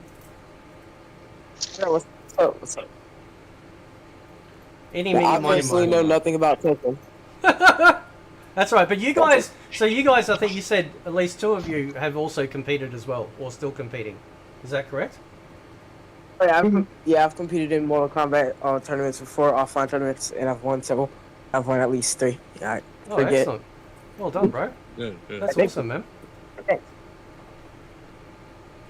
So what's... I have no clue. No, you go. You're right. I don't know nothing about Tekken, because I only play good fighting games like Mortal Kombat. But, just... See, all I can really say about Tekken is just fucking fire Michael Murray. That's really... I think Wait, whoa. I know he didn't say that Tekken... That's some shade, bro. It's just straight in, just BAM! He's fucking clueless, bro. Like, it's really showing with Tekken 8, isn't it? So is Michael Murray the lead system, like fighting systems in Tekken 8? Is it him or is it somebody else? He is like hugely responsible for many of the balancing choices, yeah. Okay. As far as I'm aware. He's the lead combat director for that shit, or whatever they call it. I don't know. Well, he's just a fucking bigwig. That's really. Well, actually, he's more of like a producer, saying proprietor. So this is why when he says him and Harada says, like, at the Tekken team, the balancing team, like, they really ain't joking because there was a tweet that Michael Murray said back in 2007, right? There was a bug to where they made Kazuya's Hell Speed track both ways. And they were complaining about this. And Michael Murray said, why would you sidestep when you can just block? Right then and there, I knew that this guy didn't know what he was talking about. I'm like, okay, this guy don't play Tekken. He don't do any balancing. He's just there, right? Using Now, 3D Harada, movement in a 3D fighting game? What the fuck? That's crazy. yeah. Now, Harada, on the other hand, he does play Tekken. He has competed in Tekken. So, like, you could say that he probably has, like, a little bit of his hand in the cookie jar when it comes to balancing in the game and whatnot. But Michael Murray, I highly doubt it. Yeah, I'm just trying to wonder, like, I'm just trying to figure out what their mindset was. Are they really trying to separate themselves out? I mean, we got Virtual Fighter coming out. You know, that's going to be, I'm assuming here, that Virtual Fighter is probably going to be the most no-frills grounded 3D fighter we've seen in a really long time. And I'm just wondering if, like, you know, because like, you know, if you go back to old school Tekken, I mean, Tekken was kind of like another, you know, it was like another Virtual Fighter to a degree, you know, and then as it went on, we started getting lasers and all sorts of crazy shit, you know, so I wonder if I don't know, maybe Tekken has an identity crisis, right? Maybe it's transitioning, who fuck knows, right? No, it's having an identity crisis 100%. Like, I don't think install mechanics or like stuff like heat chip damage, I don't think that belongs in Tekken. I wish they just did away with that, but even the 2D characters in Tekken 7, that was kind of polarizing as well. Yeah. And yeah, personally I would have preferred like Tekken 7 without those as well. Then we'd have like a near perfect Tekken game. So yeah, I kind of agree with that. Yeah. So with you, White Reaper. So do you want to just give a rundown of what you've won and what characters and stuff like that? Of course, back in 2010, I'm pretty sure, I was competing in Mortal Kombat 9. I'm pretty sure. Yep. And I was a smoke player. And honestly, I was groomed, like, by a lot of people. And the scene entirely is full of pedos and a lot of horrible people. Yeah, I've been seeing a lot of that on Twitter. It's just of all things, like fighting game community, it was suddenly getting all the PDF files. Like, it's like, what? Like, oh, they've been around, bro. Oh man, we could deep dive in that one day, bro. Fighting, that's another reason why I stopped fucking with that FGC shit, man. That shit it's a dark place. They're all regular guys. They're just regular dudes that don't have any home training. Being put in. Oh yeah, I was gonna say like you know, this is just the result of like a lot of socially challenged people being put in like heavily social situations and settings. Exactly. Agreed. Yeah, it was all right. And is NMB? That's throwing me out saying that. So what about you, dude? What's your competitive background? Because I think you said you were. No, too, right? like I said, I've won several tournaments. Y'all can congratulate me. But with Tekken, I think they're just desperate to push out an update. Like, they didn't test anything.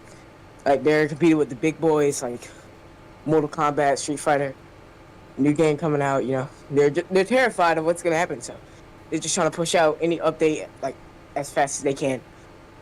And you know, that's really it. I just think they're afraid of what's to come because they're the release sales out of any other fighting game, like new gen fighting game.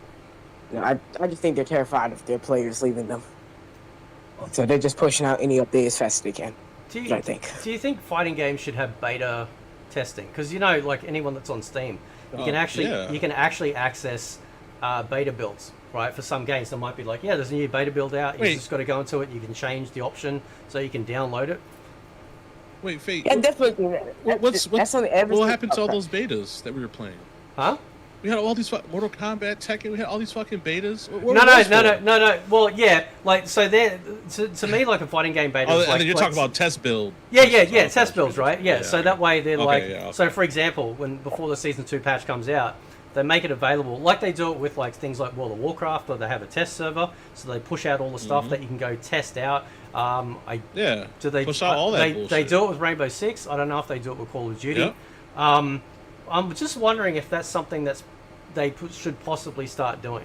Allow, people to access essentially a beta build, so that way they can give their constructive feedback before it then goes live and creates essentially a shitstorm. So. Mm-hmm. Yeah, that's a genius idea. I think every single fighting game should have that. That should just not be a Tekken exclusive thing. Yeah. Every single fighting game should have their players like communicate with the developers right as something happens. Like right as they get a new idea, they should be like showing off what they're doing. Yep. And they just giving out ideas and stuff, like just giving out feedback. Yeah, just go. That's where you're supposed to go batshit. Yeah. Yeah, and also, I think it shouldn't be limited to certain people. 'Cause that's what I hate. I hate when shit like they have these betas that are in a lottery. Sign up and we'll give you a code, and it's a lottery pick, and it's just weird. It's just weird, bro. I don't know. These FGC pros, they get into every beta, every content creator, all the time. It's like, oh man, Justin Wong got a beta. He must have been really lucky in his lottery. Man, Maximilian, man. What are the chances? To see a stream where Maximilian just didn't play the beta because he didn't get a code. Yeah. Because it's a true lottery. You know what I'm saying? Well, I would say, let everyone play, or not everyone. I would say, just go ahead. My bad. No, you go ahead. My bad. Go ahead. I'll wait. No. I was just saying, like just let it be. If it's gonna be a lottery, let it be a true lottery. Just give it out to random people. And but also, before you even do that, screen them. Like, hey, what's your interest in this game? Like, what do you do? Like, what do you like have like a little questionnaire thing, but that way you can add them to that program, and then still lottery the keys out, the test build keys, whatever the fuck you want to call it. Because there's a lot of people that have good insight that aren't content creators, that aren't pro players, that aren't whatever. You know what I'm saying? They can be just regular fucking gamers that say, oh man, like you said, this infinite, I found this infinite here, and you could send, and then they'll have a little portal where you can give this info to them, like directly. Like, hey, here's an infinite, here's a block infinite, here's this shit's, I don't know if you're supposed to do this, but it's like hella plus on block, I can't press anything. Little things like that, would help, but I guess that's too much work. They've got maybe let me just shut up. No, they got it in World of Warcraft, right? So you download it. Like I know they have that. Like a separate. Yeah, like I didn't get this. Yeah, they download you download literally the separate build, like like their own beta testing server, and then you actually have an option to directly like submit any issues. So if you're questing and suddenly like you can't submit the quest, right? You only get partial XP, not enough currency, or you're finding that there's like an overtuned like elite boss out in the world. You just type it up, send. Like you just constantly like submit like all of these like bug issues. I think they should have that sort of thing. I also I like the idea that maybe they should have two schools of balance. One where the game is just broken and fun, and the other one is a tournament style tuned specifically so those pro players they play, they practice in there, and when they go to the tournament, that's the same experience, right? It's exactly the same, and people can choose to go into there and play, but it's I don't know. I guess I don't know. Maybe I would probably have it as a sign up, you gotta have like a portal sign up thing. Because otherwise it's just be a bunch of random people doing stupid shit, or wasting slots that someone that would contribute something, that's all. Yeah. And they can even put like a stupid rule like, hey, if we don't hear from you, we could take you off the program or some shit. I don't know if I'm overthinking it, but I'm just trying to cover all the grounds to have a fully optimal experience for the gamer, the customer. But I mean, because so my take on it with the whole beta stuff, right? I feel like it is important to have a beta, but I think back then it was a lot worse because if anyone remembers, games like Street Fighter, Tekken, and KOF, whatnot, right? The international players, they got those games 2 years before we even got it, right? So once the second year came in and we started getting those games coming in through the arcades and whatnot, because obviously arcades back then was so expensive, and it was very expensive to get a Tekken cabinet. I think one Tekken cabinet back then, I think it was like $16,000 for one cabinet, I believe. So it was very expensive to get these cabinets, right?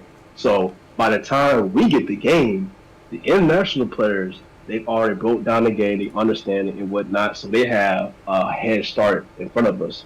I think the problem with nowadays is because Street Fighter 6 and Tekken 8, even though those games had a beta, right, but it was pretty much a short-term beta. So what I mean by that is, if you look at the first year of Street Fighter 6, right, and you look at the second year, pretty much the first year was the beta, right? Yep. In Tekken 8 Season 1, that was, you could say that was the beta as well, right? To where you saw the bullshit, you saw the infinites, you saw the guard breaks and whatnot, and then that's when Season 2, they came out with this major patch. It should have taken care of all the problems in the first Season 1, which it did. It improved defensive sidestep and whatnot, right? But it just created more problems, right? So I would say in terms of creating two versions of a game, I think it will cost more money to do that, because when you're creating two versions of a game, that means more money into production, right? So I'll give you an example. If in Tekken 8, right, if they take out the heat system, by doing that, then you have to rework the characters, because a lot of these characters in the game, they benefit off the heat mechanic, right? So if you take away the heat mechanic to where, okay, the pro players, they don't like the heat mechanic, right? So you take out the heat mechanic. The casual players, they enjoy it because it's very flashy and very cinematic, so we'll keep it in heat mechanic. So that means why the pro players, right, are having to wait maybe a year, 2 years in so they can rework the game.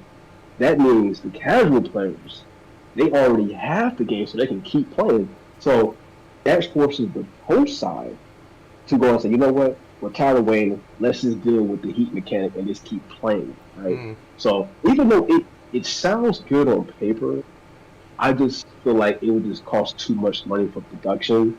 I will say I don't think it'll cost too much. No, because really that's because what Fate's trying to say is like, it's not so much two different games, it's two different, I guess, patches. So like there's a current patch that you're playing on, and then this is like this test patch that they have that's always updating. So like they could tweak things on the fly, and you go to that test build, because they have that in games. It's a lot of games that have test builds, while you can play live with the original game that still exists. Yeah. And it's also like it's not so much removing heat, right? But let's say they try to do something crazy like make the heat only last, you only get heat one time per match. That's a huge change, because now you have to readjust everyone's play style for that one chance to pop that heat, and they could test that in the test realm, wherever they want to call it, or make it where you only keep heat only happens, I don't know, twice, or you could change the rules and the balancing around on the fly without any repercussions, because all you need is feedback. Oh, I don't like that. Heat one time breaks the game, because now a lot of characters are useless because they need their heat and all this shit. This is gonna be quick and crude, but I'll show you exactly what I'm talking about when it comes to this. And I'm going to use a 20-year-old game. So you say it'll cost too much money? A 20-year-old game with nowhere near the budget of Bandai Namco did this. So this is Guild Wars 1, right? Now you don't have to worry about any of the basic details, right? Oh man, right? I already know he's about to say. But you'll notice that this particular spell here, it's an enchantment spell. Anywhere up to 40 seconds, depending on how many skill points you got in whatever field. It'll add +2 to your death magic. That's all just bullshit, right? But you'll notice here it says this skill has a PvP version, a PvP only version, which is this here, right? Now the way this works is that as soon as you click into any of the PvP sections, the skill. Wait, Guild Wars 1? Yep, Guild Wars. Yep. Oh shit! I yeah. grew up playing that. I still Had play all it. the expansions. Yeah, I still play it. So It's still active? Yep. Yeah. Yeah. In Oh, fact, shit. the 20th anniversary update just dropped. Man, they brought back a whole bunch of like rare, timed only event weapons and all sorts of. Oh, so you know what? I'll send you a link after the show. Of the 20th anniversary Yeah. update, you can look into it, man. A whole bunch of miniatures you can earn that weren't previously available or in limited supply. So, but yeah, so this is exactly what I'm talking about, where you've got a PvE skill that against the world, as in monsters, it has these particular properties. As soon as you go into the random arena or anywhere that's you versus other players, the game automatically swaps the properties of that skill straight over to that. Right? You don't have to do anything, and this is a 20-year-old game with a far less budget. And it's not a MMO; it's a massively online co-op game. But this game did it, and the reason they did it is because naturally, like this skill, if you left it as the properties that it is into PvP, it would be way OP, right? So then they had to adjust it, and this game, so on average, let me. I'm just trying to think off the top of my head. What do you reckon? Over 1,000 skills in this game, maybe. I think across all the professions, that's a lot of skills to balance. And we're not talking like every single skill like some skills will be very similar, right? As well. So this is what they used to do. You know, this is how it was. Because they realized that PvE skills would be too OP. It's why you can't take the racial abilities. So for those that play Guild Wars in the chat, you can't take any Norn, Asuran, Ebon Vanguard, what's the other one? I got to the tip of my tongue. Lightbringer, Sunspear. You can't use any of those racial abilities in PvP because they're way too powerful. Right? You got skills that'll cripple up to half your health or almost half your health, and then, you know, if they're less than 50%, they'll take off a massive chunk of that. I think it was called Finish Him, actually. I think one of them's actually called that, which is very apt. But this is exactly the thing I've been talking about, where you have you have a singular skill that swaps. So you go from casual or PV or the standard game mode. As soon as you go into ranked or tournament setting, it instantly swaps it to the tuned pro player experience, and that is adjusted for the pro players. They can talk and interact with the developers, perhaps, you know, as a thing, to be able to tune all of that sort of stuff. And then when they go to the tournament, that setup, you know, the way that they conduct themselves, like the skill setup and everything in the tournament on the game, is going to be there in real life tournament. So that way, you know, it's all across the board. You know, it's all there. And this is a 20-year-old game doing it. So, you know, with a way smaller budget. Okay, so can I rebuttal Trevor? Yeah. I'll rebuttal this. Real quick, So, I'm gonna head out, guys. Okay. I don't want to cut nobody else off real quick. All right. But I'm gonna head out. Alright. Thanks for having me. No, thanks Later, for chat. Thanks for being in, You guys brother. be easy, be safe. See you later. See you. All right, later. it was good to Fighting talk to games you, suck. man. Good talking to you, man. I'm out. Yes, Yeah. we do. Yeah, definitely do. Modern ones. All right, live. So I just want to rebuttal to this right quick, right? I do see your point, but this is comparing apples to oranges, because this is Guild Wars, right? So with fighting games, like what's the PvE content in fighting games currently, right?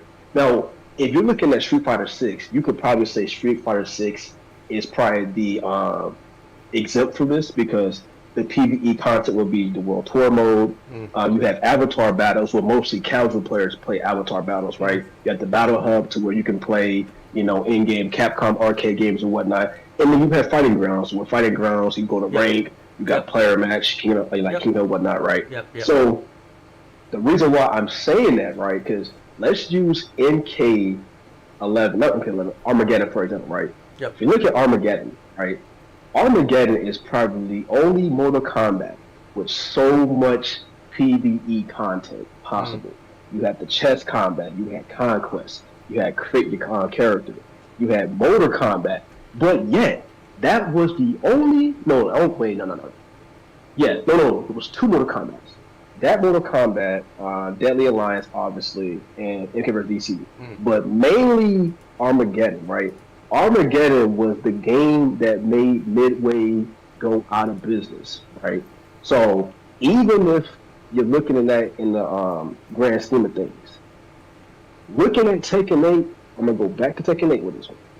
They got Tekken Bowl, and you got the story mode. That's it. So the lackluster of PvE content in fighting games is not going to last too long because we all know the replayability in fighting games is online 1v1, right? Regardless if you're playing against casuals or playing against pro players or just playing against competitive players. That's going to be the longevity of the game because you can play the story mode all day long, 20 times a day, and we'll get tired eventually. But I'm not saying you're tired of playing PvP all the time, but at least you're playing different players all the time instead of just seeing the same cutscene you already know by the back of your hand, right?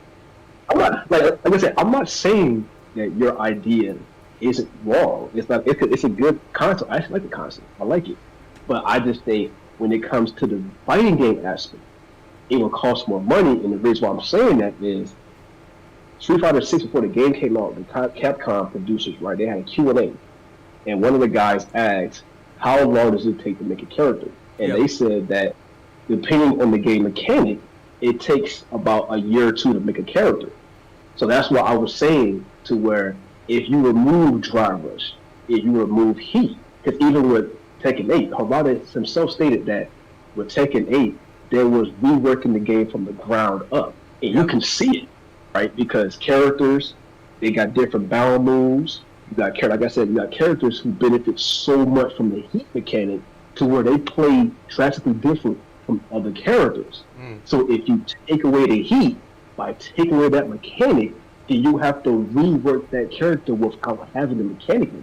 That's what I'm saying. Like, even it costs more money in terms of fighting games. And that's what I mean. Like, for this sort of thing, in order to work, you'd have to do it from the ground up, right? So you'd have to. I don't think you could ad hoc it, at this point. Like, I mean, I'd like to try a Tekken 8 without Heat, but essentially, I guess we've got Tekken 7. Like, I mean, we can just load that up and call it a day. But you'd have to do that from the ground up. And that's obviously what they did with Guild Wars, is that they did it from get-go, from the ground up, to make sure that, like, as they were building and adding to the game, they're looking at it and going, yep, okay, we've got this one for here, and now we'll see if this needs to be adjusted for over here, rather than bringing the game out and having it out for a year or two and then coming back and going, right, now we've got to adjust, over 1,000 abilities, which is a lot of work. But I don't know, so what about you other guys? Chime in. This just sounds like bad game design to me, because, like, having an entire character based solely on Heat, that just kind of sounds stupid, because, like, Heat, from what I've heard, it's a really powerful thing to have, but, like, if your entire character relies on Heat, and they have to remove that, then, like, what's the point of the character? You spend a year doing absolutely nothing. I mean, it's just a ridiculous thing. Like, just what, based off what I'm hearing, I don't play the game, but, like, I don't know. It's bad game design. Yeah. I mean, Yeah, Tekken 8's kind of riddled with that, to be fair. In theory, you could remove a fatal blow, and you'd still be fine, right? I would. Yeah, exactly. I have no fatal blows personally. Yeah. I mean, like, it's a one per game thing. I mean, it's not required. You don't have to use it in order to win. Yeah. I mean, it makes it more likely you will win, but, like, it's not a necessity. Like what He is a necessity. Fatal blow isn't. That's just what I'm based on it. I wonder, like, because I don't know if anyone's played Trilogy here, but, like, I know technically the first super bar we ever got in Mortal Kombat was the aggressor meter, right? It just wasn't in a bar form. It was just a word that filled up. And then, of course, obviously you move faster and do a little bit more damage. And I kind of wonder if that would be something that could ever come back. I certainly liked the way that they did the X-rays in MK9. You know, where obviously it was the first time we had it, and then we got Yeah, when you know, it was tied to like the super bar, I think Yeah. that was fine. I think resource management is good. I know I harp on about Granblue a lot, but like, you know, in Granblue, you know, you've got like your 2 bars that fill up for your SBA, and then you've got a choice. You can either like use that to enhance like your special moves, which then takes obviously 1 bar per action, or you can, you know, wait till you got 2, you know, and then do a super, like the first super off it. If you then get to a certain amount of health, then it turns from yellow to blue, and then you have then access to an even bigger super. So I kind of like that resource management, but also tying things in so that way, you know, I don't like the fatal blow because it's just you know, there's nothing earned for it. You know, the only thing it's earned is that you lost health. You basically get rewarded for Yeah. being in the pin. Yeah, you know, so I'm not a fan of that. You know, I just, you know, I don't like that. I liked it when they did it in MK9. I thought it was perfect, actually. You know, it's like you either waste all 3, you know, or, you know, and even obviously the combo breaker was tied into that with 2 bars as well. So you had to like, you know, it's like, oh, do I hang on to that for the combo breakers? Do I enhance my moves? Yeah. Do you know? So that mentality, I like that, because then you. Yeah, I actually agree. Yeah.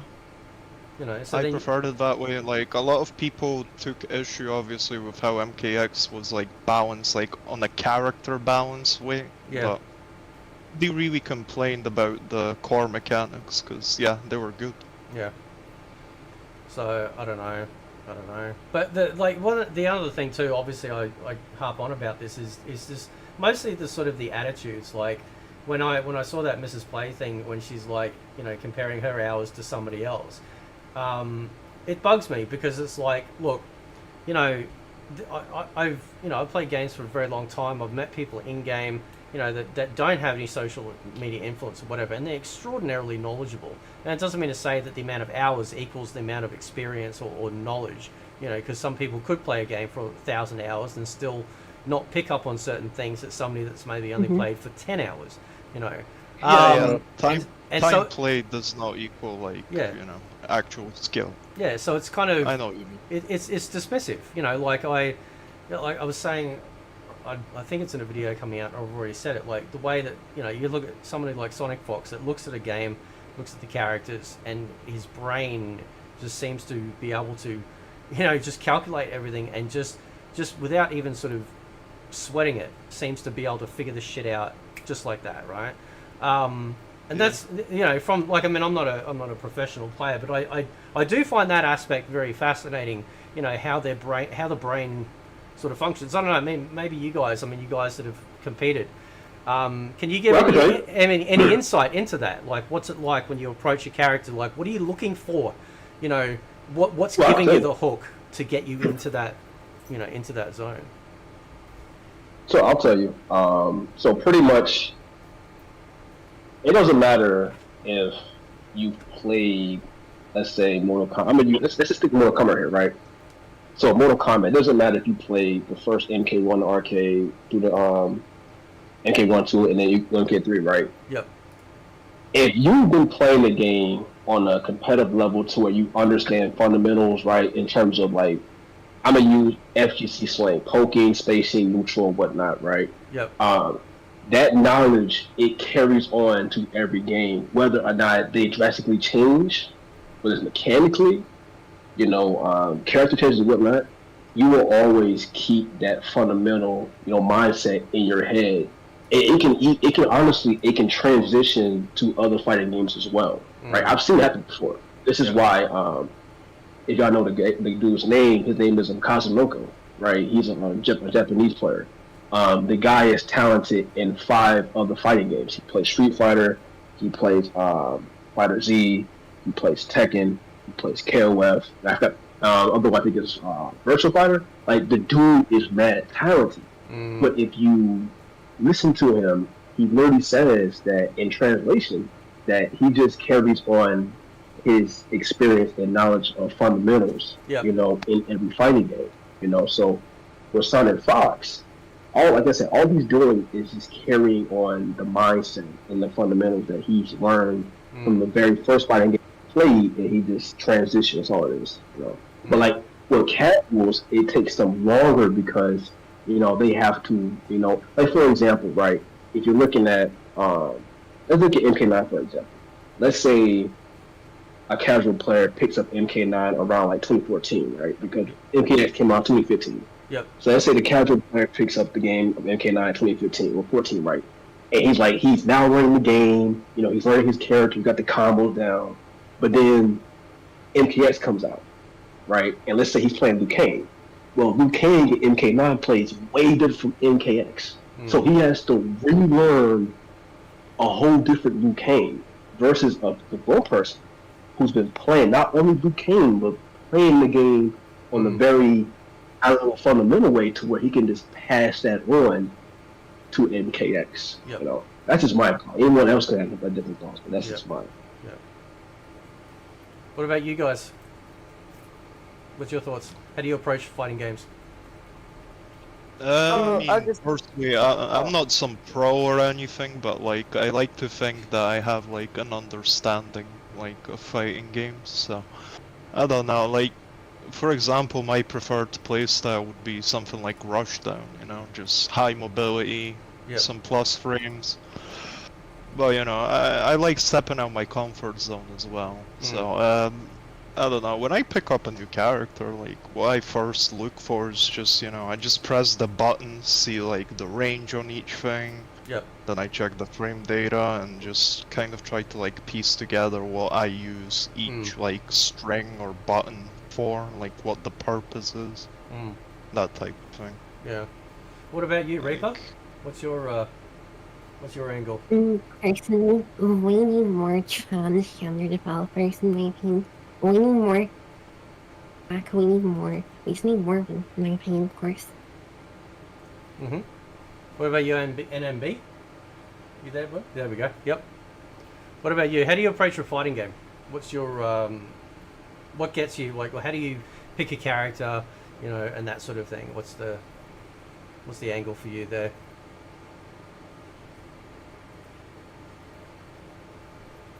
Which part I like is like, oh, I really like this character. He looks cool. He's doing all these cool combos, and he's like, I don't want my character to be like top one, but I don't also want them to be like complete garbage. So I'll go from like middle to upper. Like sometimes I'll do lower characters, but like I don't want my character to be garbage. I don't want them to be too high because I do have some respect for like who I'm playing. Sometimes I'll have a pocket character that's like top one. Yep. But it's not my main character. Yep. But I just pick whoever is cool, whoever I like. Basically, yeah, that's basically what I do. This is probably a retarded question to ask, but like, I was always of the opinion, I still am, I guess, that a fighting game comes out, you got a roster of characters, and that you should technically be able to beat every character with every other character, right? So when you get like matchups, where people are like, yeah, but if you're fighting this character, you've got to use this one. I kind of balk at that and go, yeah, but what if you don't want to use that character? What if your favorite is this character, this other one? Are you telling me that there's absolutely no way that this character can beat that one, right? So I don't know. That's kind of why I'm like, I don't like the idea of matchups. There might be, I guess in a way, there's probably ones that are preferred to fight against, but I guess, like, should every character be able to... Okay, here's the question. Should every character to be able to beat every other character in the roster, yes or no? In an ideal world, yes, but unfortunately, the way, each archetype is balanced, the way, like, their moves are put together, is just not really achievable, realistically. Matchup charts were, like, a thing in fighting games since, like, their inception, really. Yeah, no one's really forcing you to like pick different matchups. I mean, like let's say for example, I play Smoke, and the other opponent picks Baraka. Baraka absolutely destroys Smoke, in my opinion. Usually, I would go Havoc in the situation, but like sometimes I'd just go Smoke, just because I like playing the character.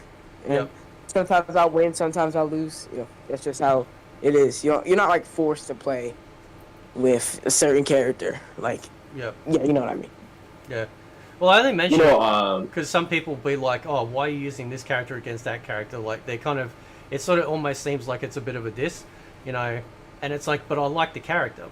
You know, like, I mean, I've been playing Reiko since day one just because Reiko hasn't been an MK game since Armageddon, you know, so, and I kind of really liked his look, and then I started really liking his moves, and then I just used him. Like, I just, you know, that was kind of it for me. You're bitching me, you know, you're bitching me. and I it, disagree. and it probably took a while for people to pick up on, you know, using Reiko as well. You know, it seemed to take a while before people started to realize that you could do all this cool shit.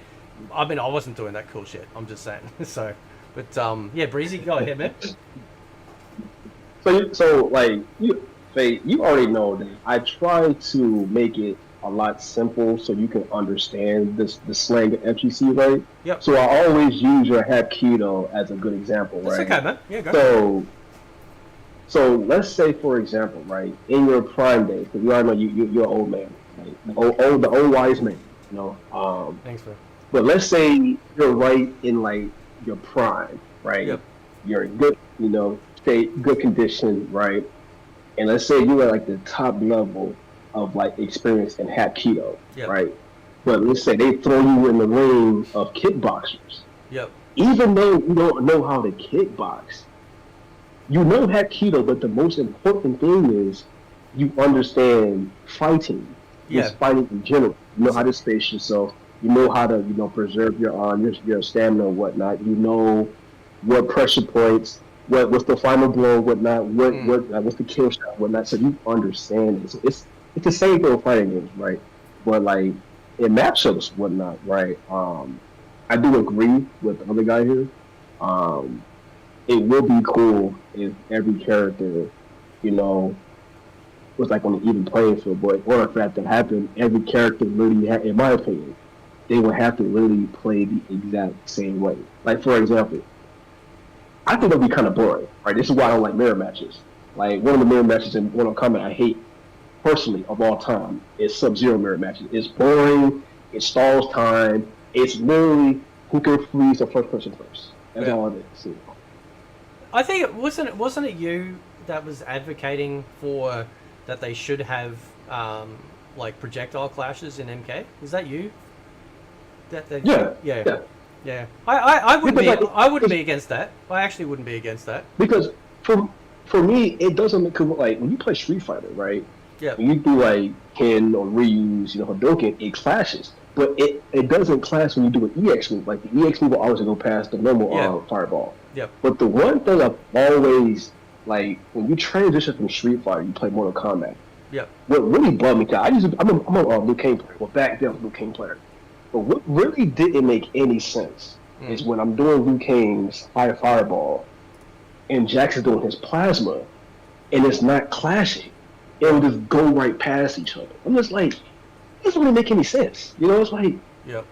Now I can understand if I'm doing like the low fireball and Jackson's throwing the plasma, right? Yeah. And it goes off my head, but it hits his legs. But a mid fireball, and Jackson's doing his mid plasma on burst. It's like it should be clashing, you know.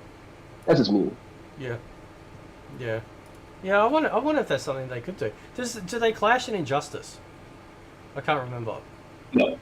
I don't think so. I don't think so. No, they don't. They don't? It went right past. Yeah, went right past. Okay, yep, alright. Because you would think, right, like Superman's heat vision should be able to like evaporate Batman's battle range, but no, it goes right past it. Yeah. Yeah, true. I know they did that with Reiko in Mortal Kombat 1. They just nerfed his size. No, it's still...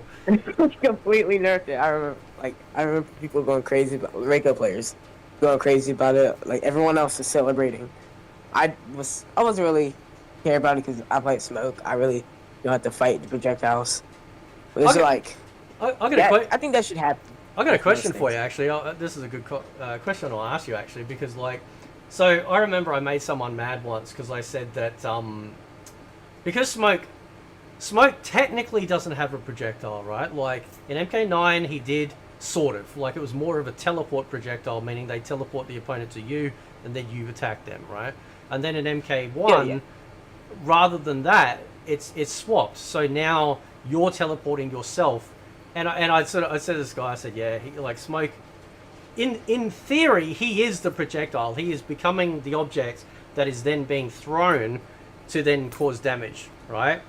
Would you want Smoke to have an actual projectile, like even if it's just his knife, just a horizontal throw, just a basic, just a projectile? Do you think, or not? Definitely. Yeah, I would love that. Yeah, this is why I use Sector Cameo. So, Smoke's teleport is actually pretty like both versions of the teleport are unsafe. yeah, So you can combo off them, and I use Sector to make it. I use Sector to make it safe. That's kind of like with Yeah. Kano. yeah, Sector is better cameo for him. I would love a projectile, so just to make it a little easier on me, yeah, that would be a great thing to happen. yeah. I actually, I mean, technically does have outside. I do like Smoke actually. My son actually is a big Smoke fan as well, and I do like him in MK1. So, yeah. I think he does have. Yeah, he does have one projectile. Forgot what the move was, but it's like you throw like a little knife up into the air and Yeah. it catches them down. Yeah, That's his only projectile. I think it sucks. yeah. I mean, I wouldn't mind it if it was an alternate for a horizontal version, right?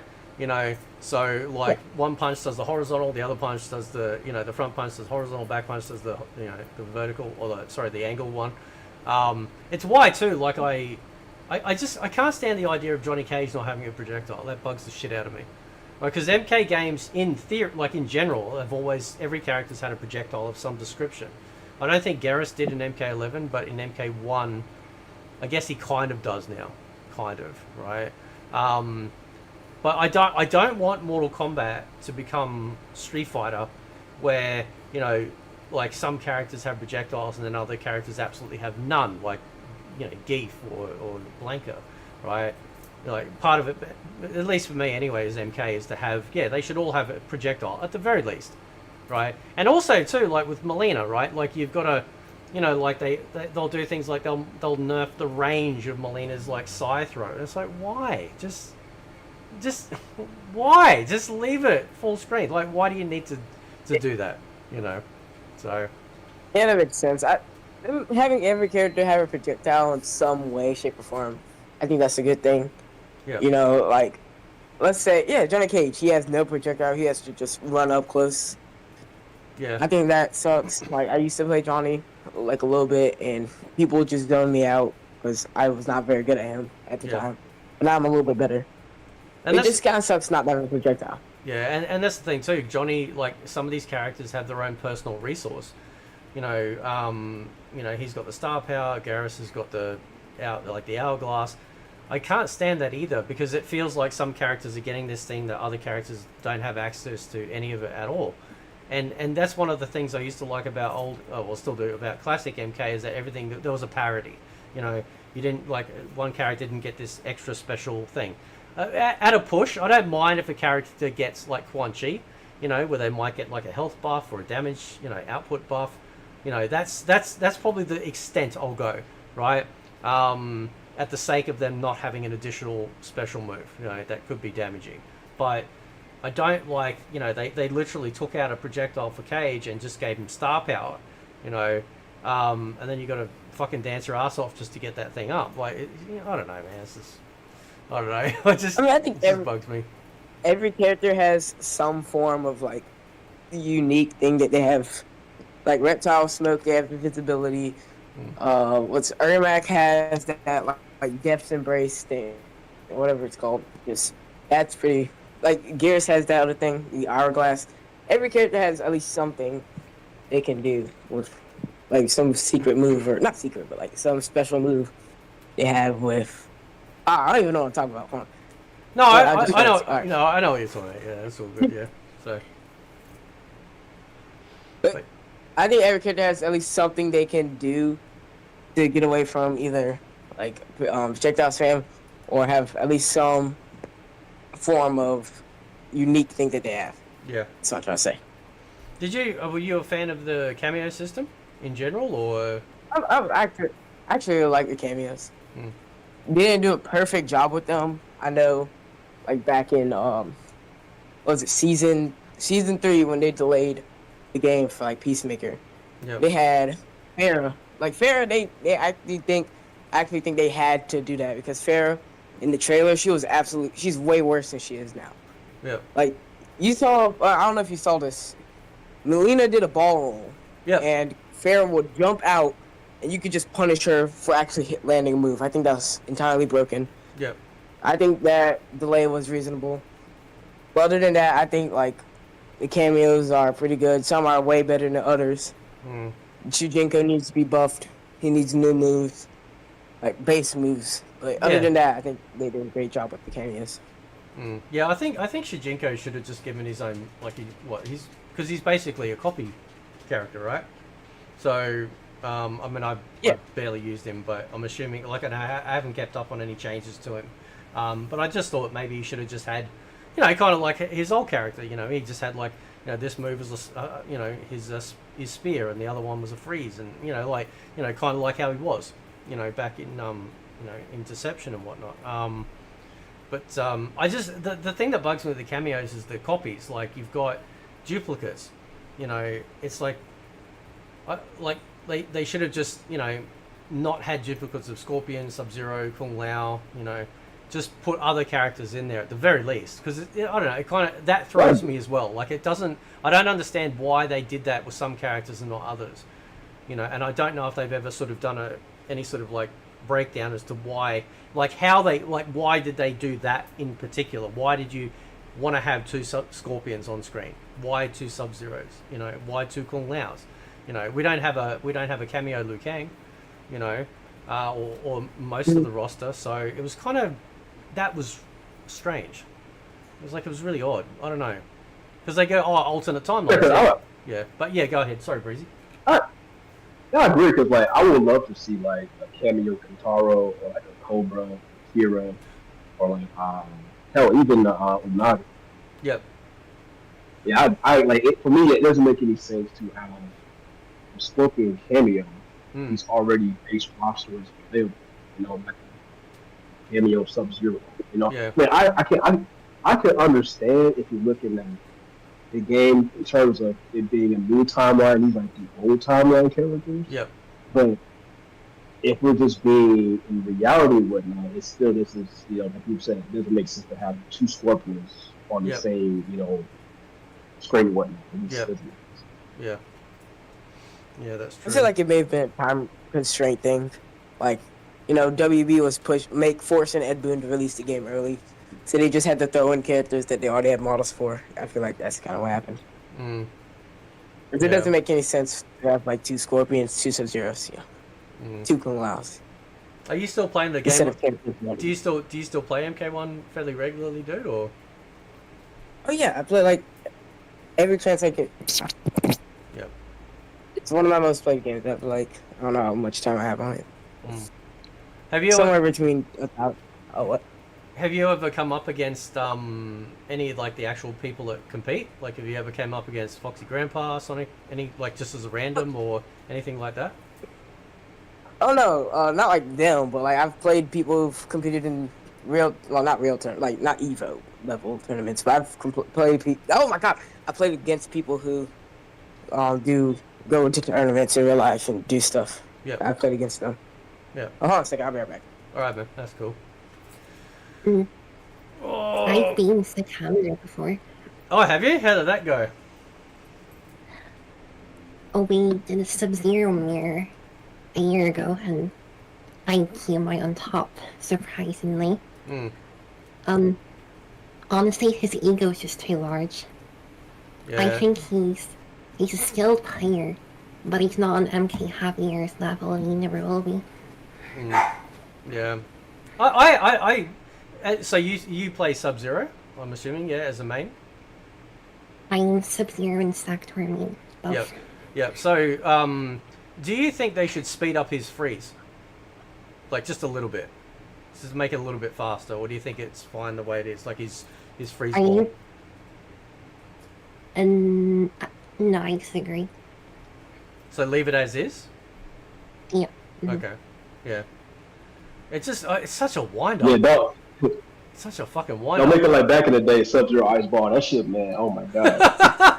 Yeah, it was fast, right? Like, it was crazy. Oh shit. You could combo into it after a string with like in MK11, for example, because Yeah. it was just that fast. Is Sub-Zero better in MK1 versus or in MK11? What do you guys think? I would say in MK11 he's more of like an aggressive type where he's just supposed to mix you up all the time. Yep. And then MK1 he's more of like a little bit more defensive, I guess. Like you're just kind of supposed to, you know, shoot out your clone and just kind of sit back. Try to like force your opponent to approach you and then take advantage of your opponent, like maybe, you know, get more careless with their approach. But I guess the general consensus is that MK1 Sub-Zero isn't as good. Yeah. Okay. What about MK10 Sub-Zero in comparison? Oh I my mean, God. MK10 Sub-Zero was a beast. Like that. Yeah, they had this thing. Yeah, they had this thing with Sub-Zero to where, like you said, when you went to Grandmaster, and the Sub-Zero put you in the corner, they had this little phrase in MK community, they call it "You're going to jail now." Pretty much what that means was when Sub-Zero put you in the corner, even in MK9, the tech with Sub-Zero out of the strat, not tech, the strat was put you in the corner, set up the freeze to where you couldn't jump out. Even if you jumped out, you got caught in the ice clone. So you had to literally like either you EX, move out of it, whatnot, or just block. Yep.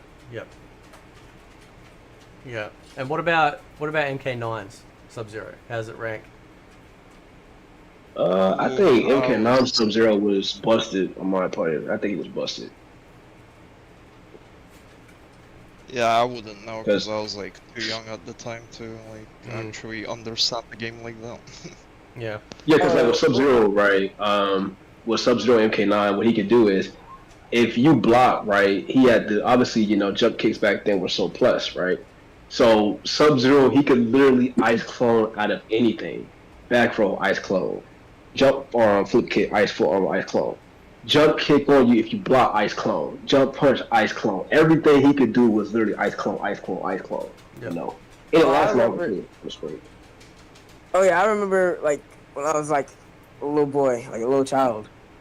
I was playing with friends and all they would do is spam ice clone. And I remember that if you hit the opponent, the ice clone wouldn't go away. So it would just be standing there. That was like very annoying to deal with. Yeah, I know, like classic MK, like, if you do an ice move, you can't do another ice move at all. So if you freeze, you can't do the puddle, and that was like something that they made sure that you couldn't you couldn't completely break it. But there were ways, like, in MK3 that you could do some insane shit, but it was difficult, like, Yeah. But with the ice, I actually like the ice shower was kind of a good move. I don't think we've had the ice shower come back, have we? I've never seen it. Yeah. No, I think MK3 was the last I one. don't think so. But that shit, but the ice shower was actually pretty stupid because like they had like setups with it to where if you end the combo off with the ice shower, like if you didn't block it, right, like you just got froze again type stuff. It's just crazy, man. It's like you had to hold it, and you had to block the ice shot, so it just gave Sub-Zero this more offense. Yeah. I remember playing Dragoon against like Subby in Fightcade, like MK3, and I just fucking couldn't get near him because he just nailed all the different variations of the shower. Jump in, get me the shower. Jump away, get me the fucking shower. And it's like, oh man, this dude's an absolute like fiend using like MK3 Subby. The cat and mouse game, man. No, I'm saying like it's the cat and mouse game with Sub-Zero. You really have to catch him and be careful. Yeah. Yeah. So, but have any of you younger guys? You guys played any of the older MK games or jumped on Fightcade or anything like that? Not Fightcade, but yeah, I played like MK2 and MK3 and all that when I was like very, very young. Obviously, I wasn't like good at them or anything. I just sat back and mashed buttons. Yeah. Didn't really care much for anything Okay. else. Like currently at my house, I have like an arcade that has Mortal Kombat 1, 2, 3, and Ultimate MK3. Nice. And that's it. That's all that I can play. Nice. Nice. How do you guys handle the Oh, I did AI? have it. Do you handle the AI well, or is it kick your ass? Oh, no. It destroys me. Yeah. I mean, it's a pretty hard game. Yeah, it's pretty naughty. Yeah. I mean, well, that's the thing. Like, they designed shit like that back then to eat your quarters, right? You know, so Yeah. Pretty much. yeah. And that's why you had to basically just like learn like cheap tactics just to, you know. That's actually an interesting thing because like, you know, because obviously like they'd have like, you know, they used to do competitions and stuff back in the day with classic, you know, fighting games like Mortal Kombat. But the only way to practice outside of so if you had a home version, right, you had a choice, like say for example MK2, you had Super Nintendo or the Genesis, like Mega Drive, right? The Mega Drive version was actually arcade accurate to the AI. The SNES version was modified, right? So they actually modified the AI with that, even though it had better graphics and stuff.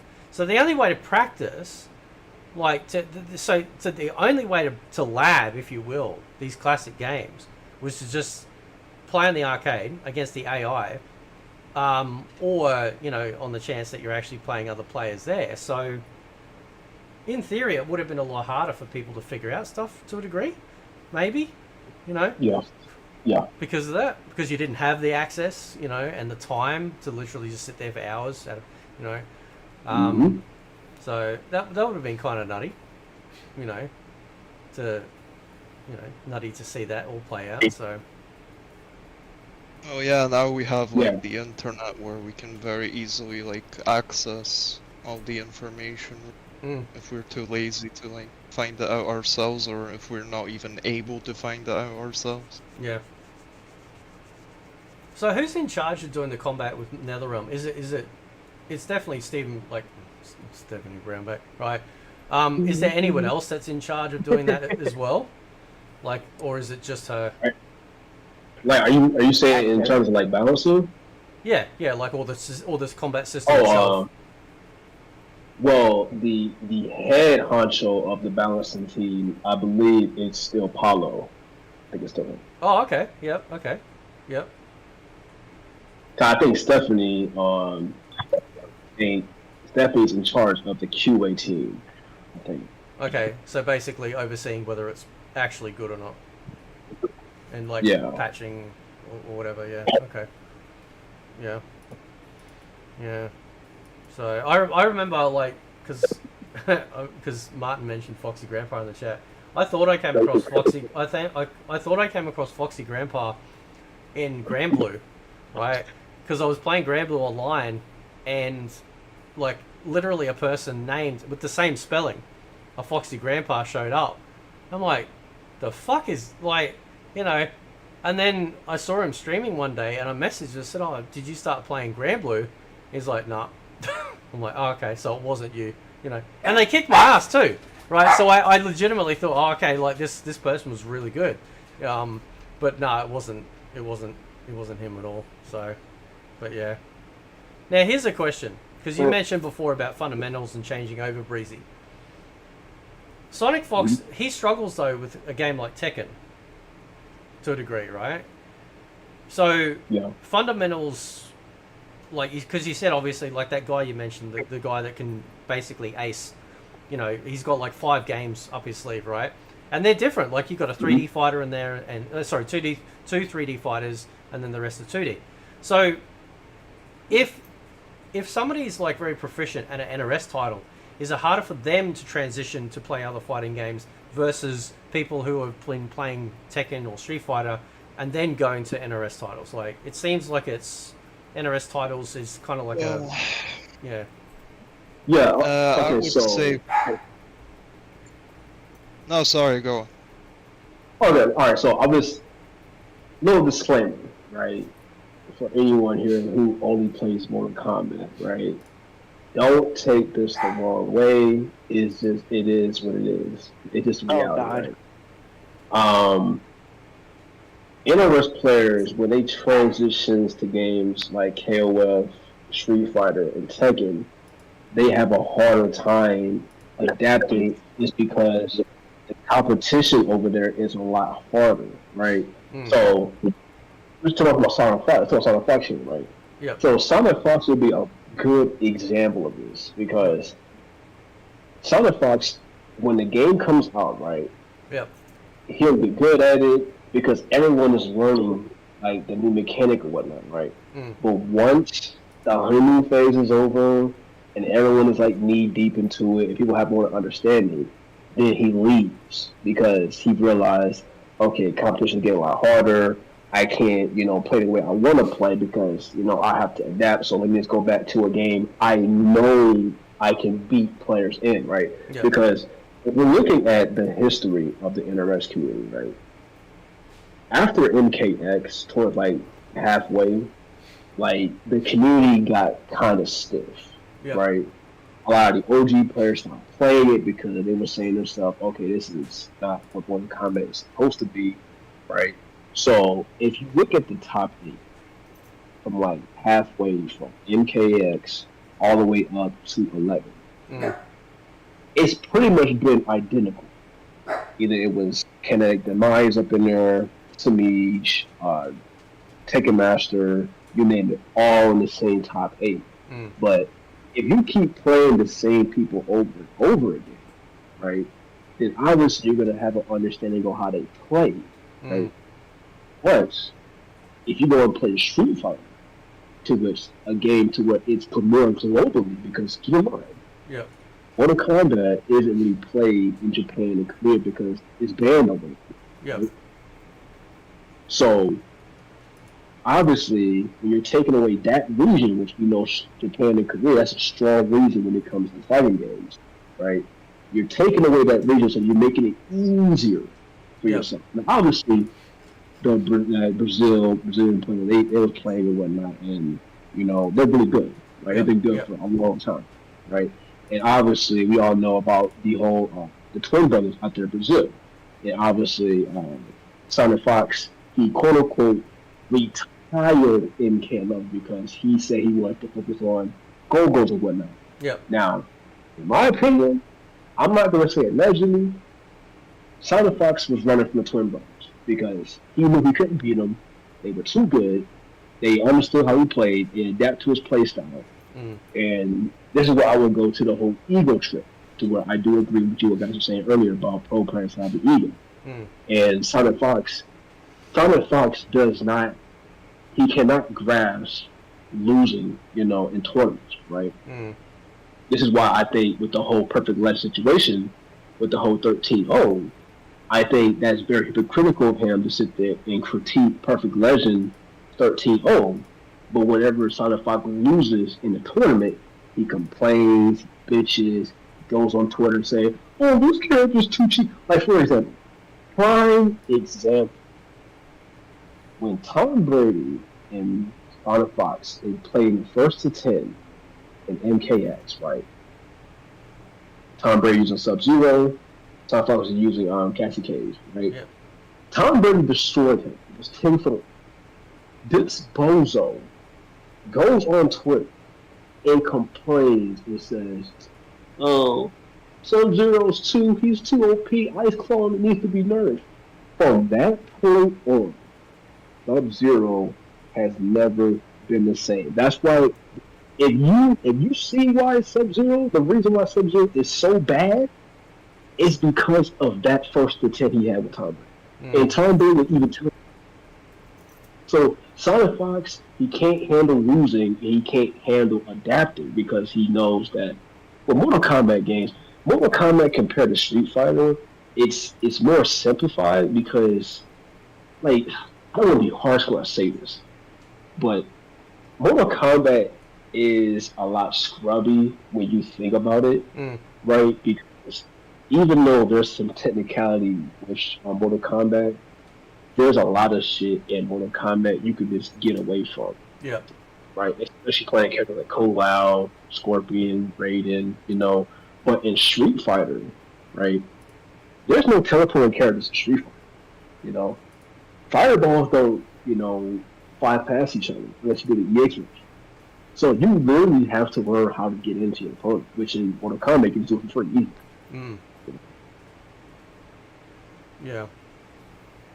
So, why would, like, I mean, eventually Sonic Fox will be, like, outclassed, like everyone, right? Eventually, like, somebody will take the mantle. Does that mean NRS would start listening to them too, or is this, like, a unique situation where, you know, because of the amount of wins and influence that he, like, that sort of influence that he's had with his wins, you know, that's why they gave him, like, you know, listen to him, you know, or do you think, you know, they'll do it again with somebody else, you know? No, I think it'll just be, matter of fact, it might be someone else. Because, you know, back in the day, you know, Tom Brady and Perfect Legend, when MK9 came out, they were pretty much the ambassadors for MK9. You know, they wrote a complete guide for MK9 with all the characters, how to play these characters and whatnot. You know, in the rest, it was pretty much, you know, I wouldn't say sponsoring these guys, but they was pretty much, you know, backing them up and they're pretty much in their corner, right? But in terms of Sonic Fox, I think because of Sonic Fox's popularity within the Mortal Kombat community, I don't think there'll be anyone that's that animated like Sonic Fox. And I use animated very, very drastically, right? Because I don't think there's anyone in the FGC as animated as this guy. I mean, this guy competes in fucking, you know, Fox, you know, costume. To each his own. Yeah. But he's all over, you know, whether it's an Evo or whatnot, people, they want to go see him, they see him compete and whatnot. So, obviously, you know, Ed Boon and them, you know, they're going to cater to that. And a lot of players, they were pretty much, it was right on the money when they're saying that they do listen to Sonic Fox and whatnot, because, I mean, I don't think it has to do with the fact that he's a pro player. I mean, it does a little bit, but it's more so of his popularity within the MK community, you know. Yeah. So even, I think, if there was someone to be able to dethrone him to where Sonic Fox just couldn't beat him anymore, that might happen, you know, but it's kind of slim, you know, similar. Yes. So Martin said in the chat, apparently Tom Brady did lose to Sonic Fox. He lost, I think he lost 4-10. I think it was, yeah. Which game was this? I'm just opening the link. Hang on a sec. This was MK10. Yep, MK10. Was this before? Was this before the first to 10, the 10-3, or was this after? Not sure. Let me just. I'll share it on screen, just so everyone can see. This. I won't play the audio. I'll just play the video. So, this is it. This is the start of the vid. 32-minute long video.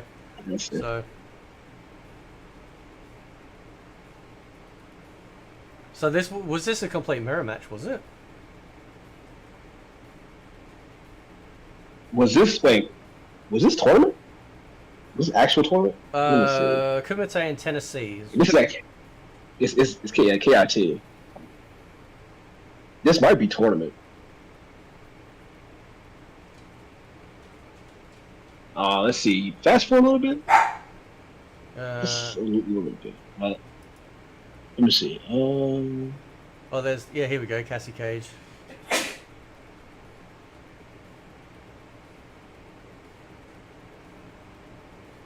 I think this was after. This had to be after the exhibition they had, because when they played, this is when the game first came within the first 2 months.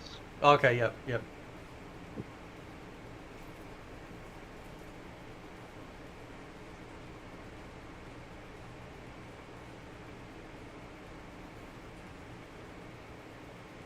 Oh man, this game was so stupid to play. Yeah, I mean, I like playing it casually, but it was.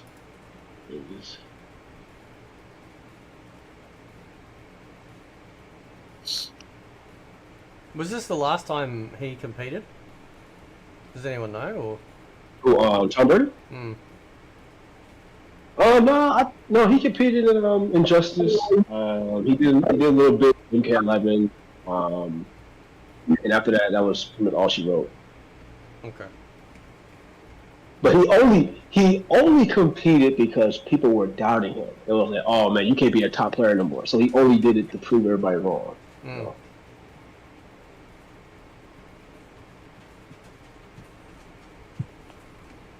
Yeah, but I don't remember this right here, but I do remember the very first time they played. This was Vanilla MKX, and they had an exhibition, first to 10, and Tom beat him so bad he made him run to Twitter and complain about Sub-Zero's iCloud.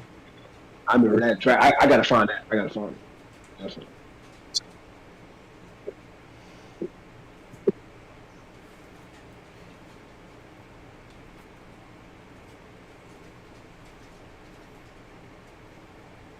This is interesting, though. Man.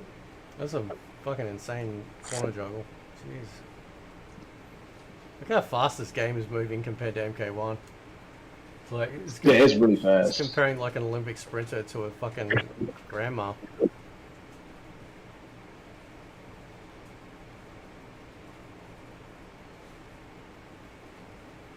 Yeah, I like how fast paced it is. It's very fast paced. I don't like how they try to, I won't say simplify, but try to make it more fundamentally what Mortal Kombat. Mortal Kombat has always been known to be a fast-paced fighting game, anyways. Yeah.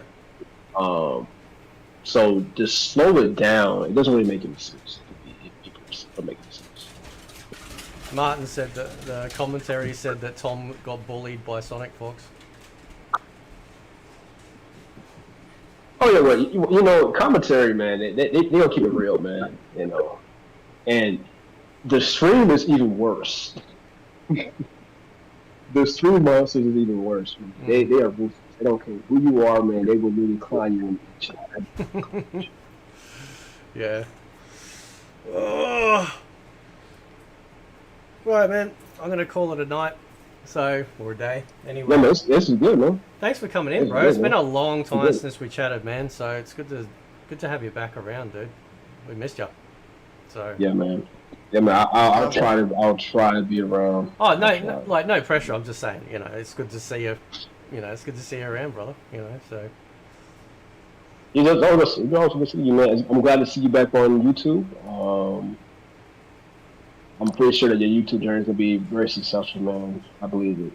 So you're on the right track, brother. You're on the right track, man. You're doing a good job. Oh, thanks, man. I appreciate that, dude. So, well, thanks to everyone for tuning in. That was fun. We had some good conversations, met some new people, which was really nice. And that was awesome. Always good. And I don't know when the next stream will be. I know I've got a video coming out later today. Talking about, you know what I'm like, talking about shit. So, but yeah, Breezy, do you want to pimp yourself out and then NMB as well? Unfortunately, Light Reaper Zero and Kunchalis, they're Scottish Wi-Fi. You know, they have garbage Wi-Fi in Scotland, so that they went out. So that's unfortunate for them. But yeah. I'll just say goodbye for them. Oh, thanks, man. Just goodbye for everyone in chat. And thanks for coming on, dude. Yeah, that was awesome. And to them as well. Thanks. All right, Breezy. No, I don't have anything, man. Have you still got your Old Testament beard? Is that still the thing, or did you trim it? Oh yeah, of course. I'm not taking this away, man. Good stuff. It's like Samson, man. If I cut this off, I'll lose my shirt. True. Yeah, we can't have that. No, we can't have a nuded Breezy around these parts. So. Yeah, I'll look so weird, man. So, oh shit, hang on, we've accidentally transitioned somewhere else. There we go. All right, so I'm gonna. I'm still getting used to my Stream Deck. Sorry. All right, guys. Well, I'll leave it there. Thanks everyone for tuning in. I do appreciate it. And I will. I'll catch you guys next time. See ya.